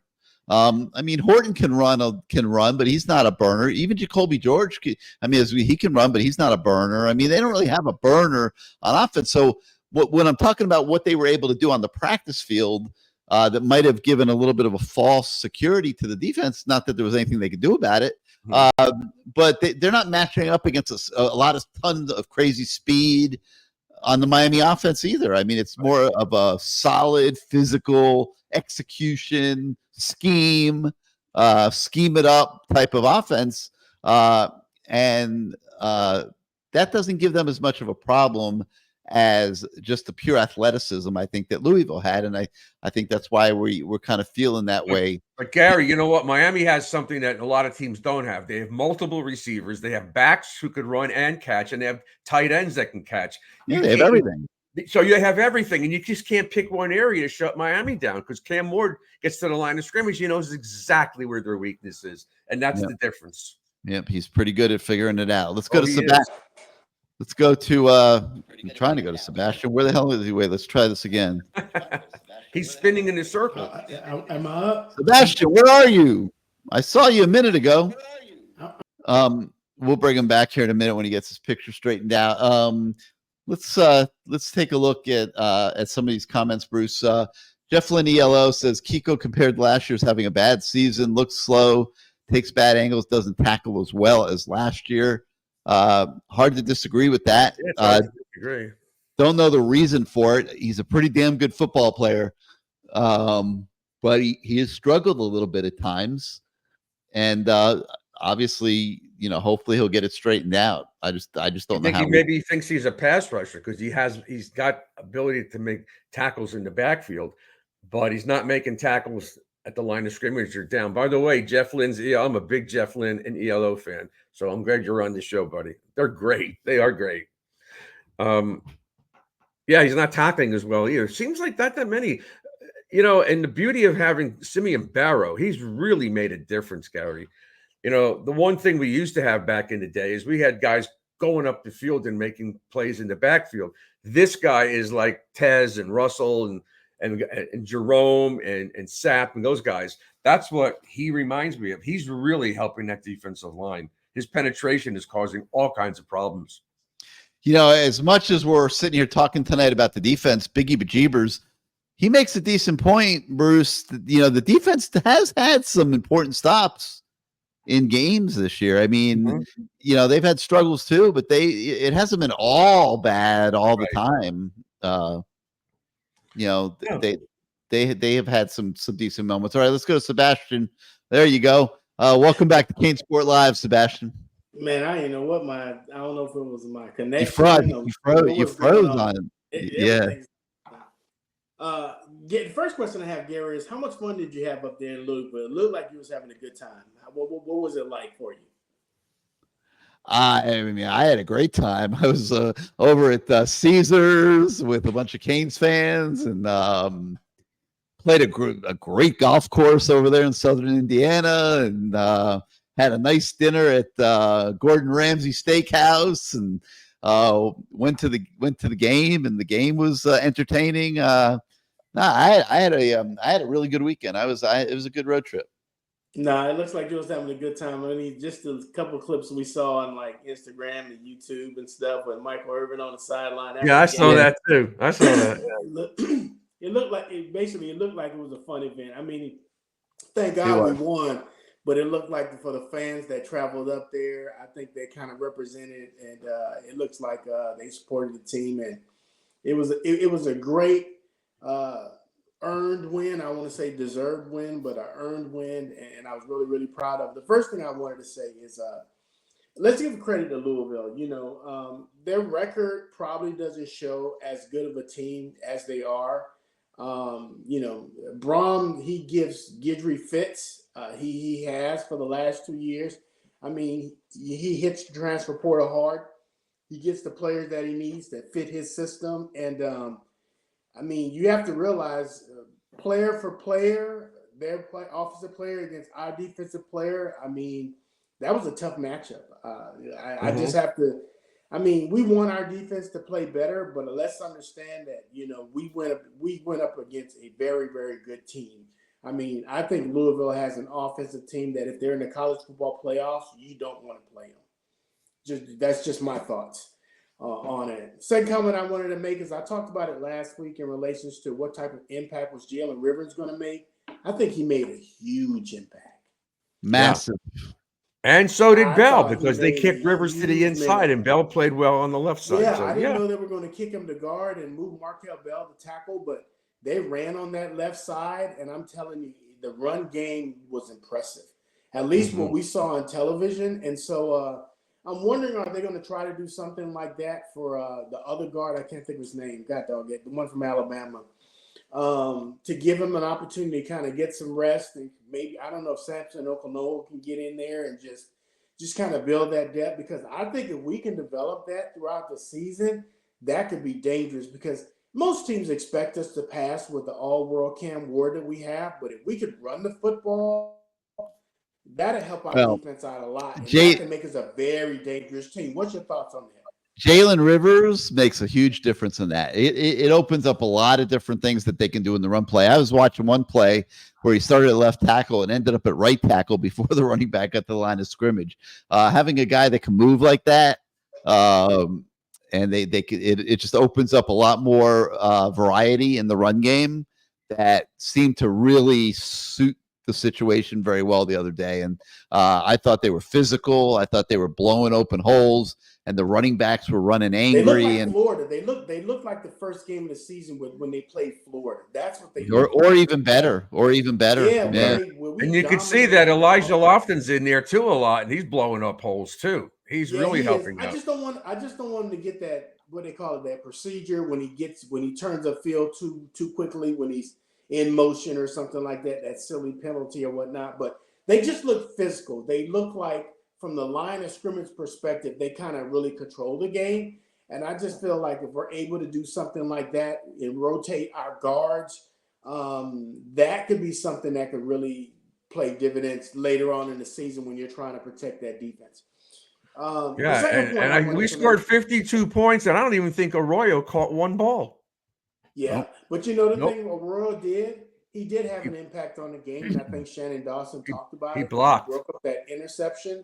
Yes. That potential interception that Cam could have thrown. And you guys have not mentioned it, but to get through a game where Cam Ward did not throw an interception, some of them were not his fault in the season, but the fact that he did not, he protected the football. The next time you interview Shannon Dawson, we should talk about how let's give Cam some credit. He protected the football. There were times that he took the sack, right? That was one. He took the sack, but then two, he would run, and he got us a couple of first downs too. And I think like when we're getting to later in the season, we're playing against some great defenses and whatnot. You need a disciplined quarterback like that.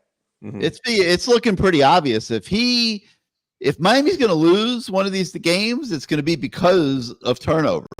If he doesn't turn the ball over, they're going to be very, very, very difficult for any of these teams. Yeah, and I thought he did a good job of protecting. Absolutely did. Protecting the football. You know, I wanted to talk to you about this, Gary, and I'm glad I got Bruce Warren on here. So last year, you know, we lost two safeties that went to the NFL, and there were times during the season where they didn't play all that great. We knew going into the season we weren't going to have a lot on the back end. And I knew our priority was to fix up front, and I think we did that. I think where we missed it was, I think we had some cornerbacks that transferred out the program. There was some recruited, like the Sweeney kid, that didn't really pan out for us. I'm disappointed that Stafford is not really paying dividends for us. However, we changed defensive back coaches, and we didn't fix that. Like, we didn't recruit it in the transfer portal. And, you know, I think we're probably one defensive lineman more in the transfer portal that we needed.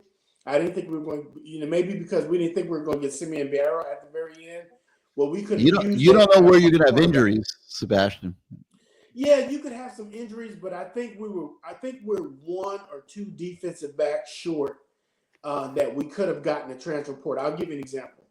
So LSU. But you got to figure they figured Damari Brown and it would be and Porter. I think on paper that sounds pretty good to me. Well, Bruce, here's what happened.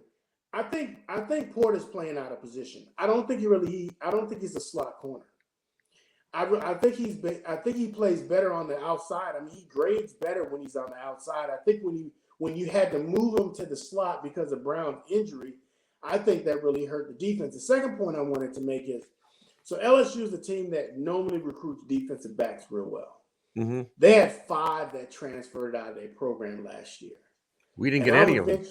And I would venture to say that if we would have picked up one of those kids with Shevis Jackson, that was, you know, from Louisiana, if we'd have picked up one, that may have made a difference in what we're experiencing in the secondary. Because here's my fear. I think we're an injury in the secondary away from this thing kind of completely blowing up on us. What are your thoughts on that? You're not, you know, hopefully you're not right, but I could see why he would feel that way. We haven't seen the depth, you know, we don't see these young guys, you know, the Dylan Days of the world getting thrown out there by the coaches. And that means they're not ready. I mean, they're not holding anybody back. Zaquan Patterson's the closest to being able to help more. Yeah. They're going to increase his reps this week.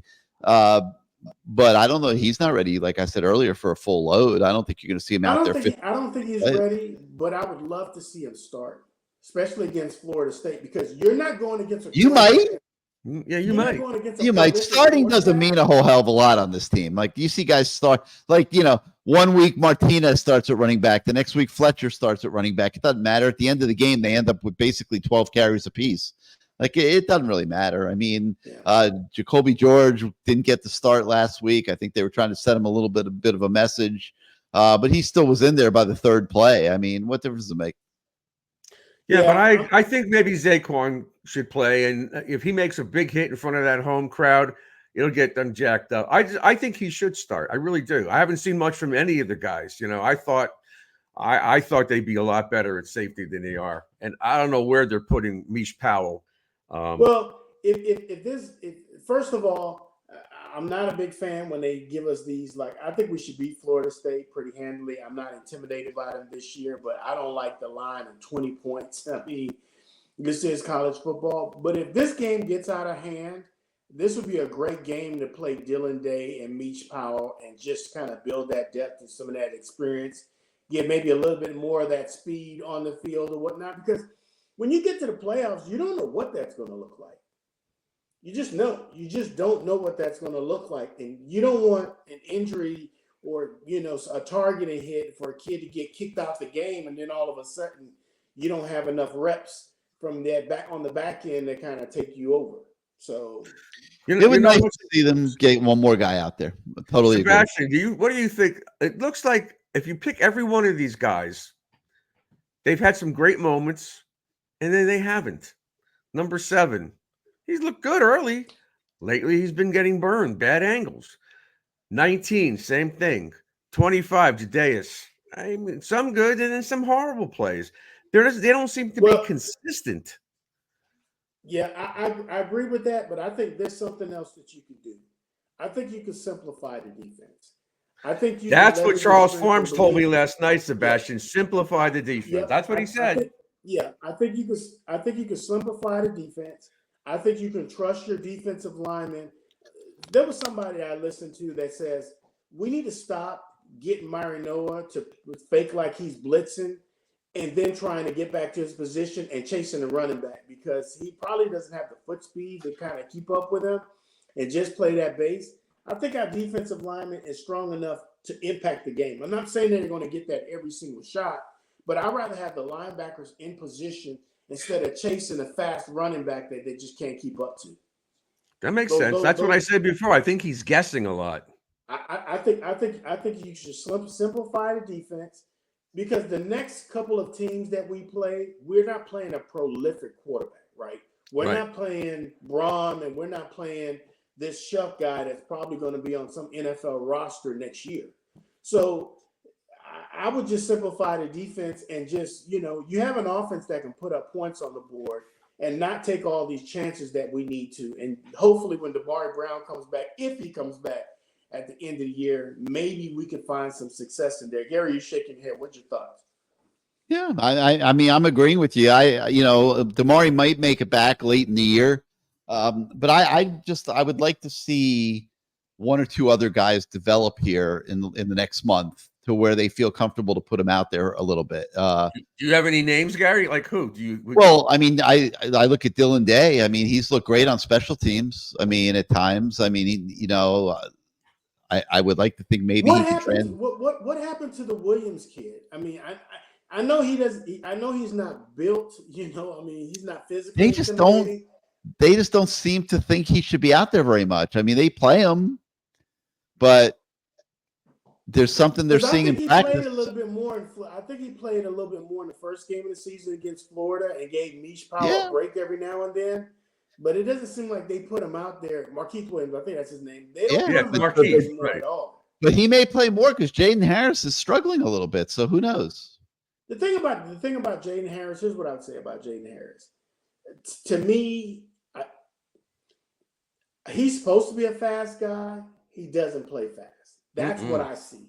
Like the touchdown against Florida, he didn't run that guy down. And that guy, when he got around the edge, you saw Brown just leave him. And it didn't seem like he was closing in on him at all. And Jaden Davis, I think he's a pretty fast guy. He just doesn't seem like he plays fast. And that's just because he's kind of learning. But sometimes you can take a guy off the field that has been played a lot and put Patterson in and let someone else see it in real time. And maybe that's a way of kind of coaching them up, because I think you're going to need both of those players to be able to take us to the very end. I don't want to hog it up, so I just want to talk a little bit about recruiting. So we got 22 commits. I don't know how big this class is going to be, and maybe, Gary, you could speak towards that, but there's a lot out there that's appealing to the eye. And I just don't know where you're going to find places where you're going to say no to a Harris or a Pickett or an Arnold. They're not. They're not going to say no. They're going to figure it out. There is still enough. I hate to. I don't know what better word to use than fat. There's still enough fat on the roster that they'll do whatever they got to do. Like, they got to keep making this program better. I think we're seeing that this year they found a quarterback that could erase a lot. Okay. Otherwise, I believe this would have been an 8-win maybe football team. Just another team in college football, and that's not what Mario's looking for. You can see our recruiting class getting up to like 26 to 30. I can, yeah, and then portal guys. And the other thing that we don't know is what the roster limit's going to be. I don't think they've decided that yet. There was talk that they might go up to 105 roster spots. Right. Wow, I don't know when that's a lot. I think it's too many, but I don't know when they're supposed to decide that and when that's supposed to work itself out. But if they feel they're bringing in better players than what they had, they're not going to worry about it. Mario's not afraid to make the hard decisions. Yep. So we'll see what happens. Hey, Sebastian, I'll say this and I'm done. Our cornerback room, hopefully next year, needs to look like what our running back room looks like right now. That is, to me, I think, because I think our defensive line is close to that. But if we have this conversation next year, Gary, what I want you to remember is I think our cornerback room needs to look like what our running back room looks like this year. I agree. You see when A.J. Allen, when you put some guy in there, there's not that much of a drop-off in relations to capability and talent and productivity. So those are my that's why we need Hanks and we need Pickett. We need two more of those guys that are high-end guys that are all about football. But one of the things, just quickly, that I spoke to Farms about last night, and I don't know because I never played DB. I don't know what you were. Gary never did. Is communication. I don't know from that, but he said they're not communicating. You could see it. They're just lost out there. Here's what I would say about communication, Bruce. The thing about communication to me is you need reps. You need to be on the field. You need to be you need to be facing the live bullets. Because it's one thing to kind of get it in camp and, and learning and practice and stuff, but you also need to be able to exercise it in the game because things change in the game. They change up the play, change up the scheme, change up the motion and stuff like that. And being able to practice that, and that's why I want to see, I want to see Patterson, I want to see Day because they need that experience because you don't need to be that in the playoff game and be blowing it like that because they'll find it. So they'll find it. Yep. All right, Sebastian. We'll talk to you next week. Have a good weekend, Gary. Have fun again. You got it, my man. We'll see you next week. All right, Bruce. Before we go here, let's take a look at some more of these comments. We didn't get a call from T-Dog, and I told him he can come to the tailgate and I'll get him in, but I haven't heard from him. So, let me just look here at some of these.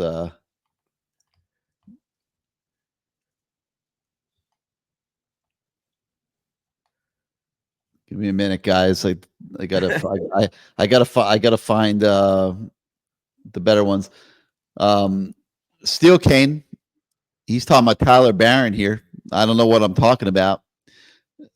Bruce, I don't see Tyler Barron being a big factor out there like I think he should be. I mean, I see him getting the backfield. He's just running. They're just stepping up in the pocket, and he's not making the plays. But he is getting back there. Yeah, I think Steel King. He's just here trying, you can see he's just here looking to take shots at me. I mean, can't. That's an easy thing to do. Yeah, but I mean, you can't you can't support that Tyler Barron's been playing great because he hasn't been. He hasn't been. He was. Yeah, I don't. Let's see. A lot of confidence, as there should be.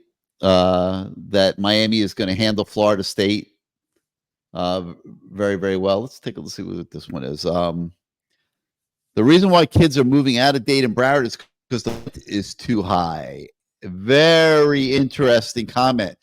People can't afford to live in South Florida, Bruce, is what Showboy Kane is saying. And, I hear this a lot from people outside the football world that it's gotten too expensive to live in South Florida and a lot of people are having to move out. You think that's a factor? I mean, it could be a factor. It's not the factor.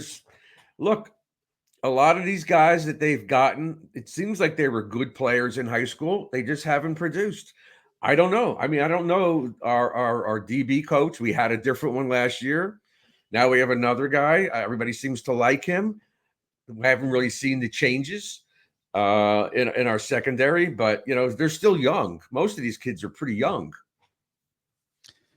Cristoforo says that Mario's building from the inside out, which he is, and that this will be the year they land blue chip secondary players. I can promise you the secondary is they got to get Ben Hanks and DJ Pickett. And I think they will I think those guys will have the NIL deals that they need at Miami. And that they command at Miami. Nobody's going to give them a better NIL deal than Miami. And they just got to convince those guys that this place is where they're But supposed they still to be. have good recruits. They have Hilton Stubbs. They have guys. They have some guys that are coming in next year. Hilton Stubbs looks like he's going to be a very good player. Right. But he's got to come here and learn and be that. Jeff Lynn's talking about Gidry Sucks as a recruiter. He's not here to be a recruiter. He's here to be a coordinator. The coordinators really don't do a lot of the heavy lifting recruiting for Mario. You would think that, between Rumpf and Roland, there's two guys out there that should be able to help get these kids, these Dade County kids, especially Roland. Those are his. They're not there. That's the point I've been making. The Dade County kids aren't there. Where are they? Where are the stud defensive backs from Dade County? I don't see that. I just don't see There's it. other parts of this country too, other than Florida or South Florida. So they just have to get them. But I think they have a couple of really good players that they're bringing in. But the two big names, Hanks and Pickett, are the guys that we have to get. Pinella says the defense is going to play well these last 5 games, and I agree. I agree that it will play better because I don't think they have the bad matchup that they had against Louisville with any of these teams coming up, and I think that's going to allow them to play better. I don't think it's as bad as it's been made to look the last couple weeks against Cal. It was their fault. Okay. They were making the mental bust. They gave up 4 plays of over 50 yards, unacceptable, and it made it a close game. But I don't know that they're going to have the same problem. Like Louisville, they just had physical problems, but I don't see them having that against these teams that are left on the schedule. What about this? Because I've heard some people make comments that the front four is not getting to the quarterback. They were, and now that's kind of stopped. Barron is one of them. That's what I'm talking about. Yeah, so it's not necessarily the DBs. It's the front four is not getting there. Tyler Barron has disappeared. I'm telling you, he has disappeared. I know he shows up every now and then, but that's not good enough. I mean, this guy was your prize acquisition on the defensive line as a defensive end. Right. He had a great Florida game. I'm not counting the 3 sacks he had against FAMU. Who cares? But he's been invisible since. And that's the guy to me that's got to step up. So take him out, put Messidor out there, let Moten play inside, or rotate the inside guys. If Barron is not doing what he's supposed to, especially not sealing the edge a couple of times this season, but he does have the talent. They did it a little bit against Louisville. You did see Messidor go outside some, but you see the frustration from Messidor. He's not having the season that he expected. All right, Billy DeLue's talking about the quarterback in 2025. Portal will stick to recruiting. I tried to talk to Shannon Dawson about this week, and he didn't answer my question. Maybe he did. And that's what I was just going to say. Maybe he did by not answering Maybe he it. did. They love Emory Williams. Emory Williams, they love him. They love him. They love him. The question that they have to decide is Emory Williams, after experiencing what they have experienced this year at quarterback and seeing what a guy of a high ability level, proven high ability level, what that means to the whole team in general and the program, taking what I still believe, like I said, is an 8-win team, making it a potential 12-win team. That's a massive impact. And they got to consider all options. Like they got to see what's in the portal and then have a competition in spring practice. And that's what Shannon said, spring practice. They just got to get Emory to hang in there. I think he will. And compete in spring practice with Luke Nickel, Judd Anderson, and whatever else. I'm expecting Reese to go in the portal. That's just me. Maybe he will. I agree with that. And I also think that maybe that Darian Coleman kid could be the answer in 2 years. He's just little. We'll see. I'll believe that one when I see it. Little? He's good, but he's little. Yes, he's little. But he was like 6'3". No, he's not. Maybe he will be, but he's still got 2 years. But right now he's little. I hope he has a growth spurt. We'll see, but and they're probably going to go to the portal because I don't think Judd Anderson is remotely close to something that Cam can do. Adrian Pressey says the linebackers are taking themselves right out of play. In some isolated situations, like I don't know that I would make a blanket assessment that that's They're not maintaining gap integrity. That's for damn sure. They're like individualizing their play on the field. That's what it looks like to me. The Saint looks out of it. Now when Noah looks like he's out of it, they're just guessing and they're going to the wrong hole. They need to be a little more disciplined with what they're doing, because they do seem like they're just guessing and they're not where they're supposed to be. And they're both whiffing on tackles. 47-0. Okay. Yeah, this is the one I wanted to put on. Gobenga says that the teams are playing with a plan to get the ball out of the quarterback's hands fast to nullify the pass rush. Of course. Yeah, of course. That's what everybody does. But they're giving up too many points. So, you could blame one position, the other position. Everybody's got to just play better, and I think they will play better when the matchups are better. Mm-hmm. It's not a great defense. It's not going to be great against every single matchup that they play in what they hope will be a 14, 15, 16 game season. It's just not. They don't have that kind of personnel. So Florida State does not seem to have the offensive firepower or the personnel or the guy making the calls on the plays to be able to make us look sick. I don't see that. This is a good matchup this week. I'm expecting the Canes to win by a lot. All right, we want to thank everybody who participated in tonight's show for coming on. Thank Matt Shodell, of course, Bruce. Little program note: tomorrow night, 8:00, same time, we will have the Lamar Thomas show. That's always a lot of fun. So hope everybody can join us tomorrow night at 8 for that. Otherwise, we'll see all you guys at Hard Rock on Saturday. Remember to go to Canes Wear first, though, and get yourself some Canes gear. So with that, we'll say good night, everybody, and we'll see you next time.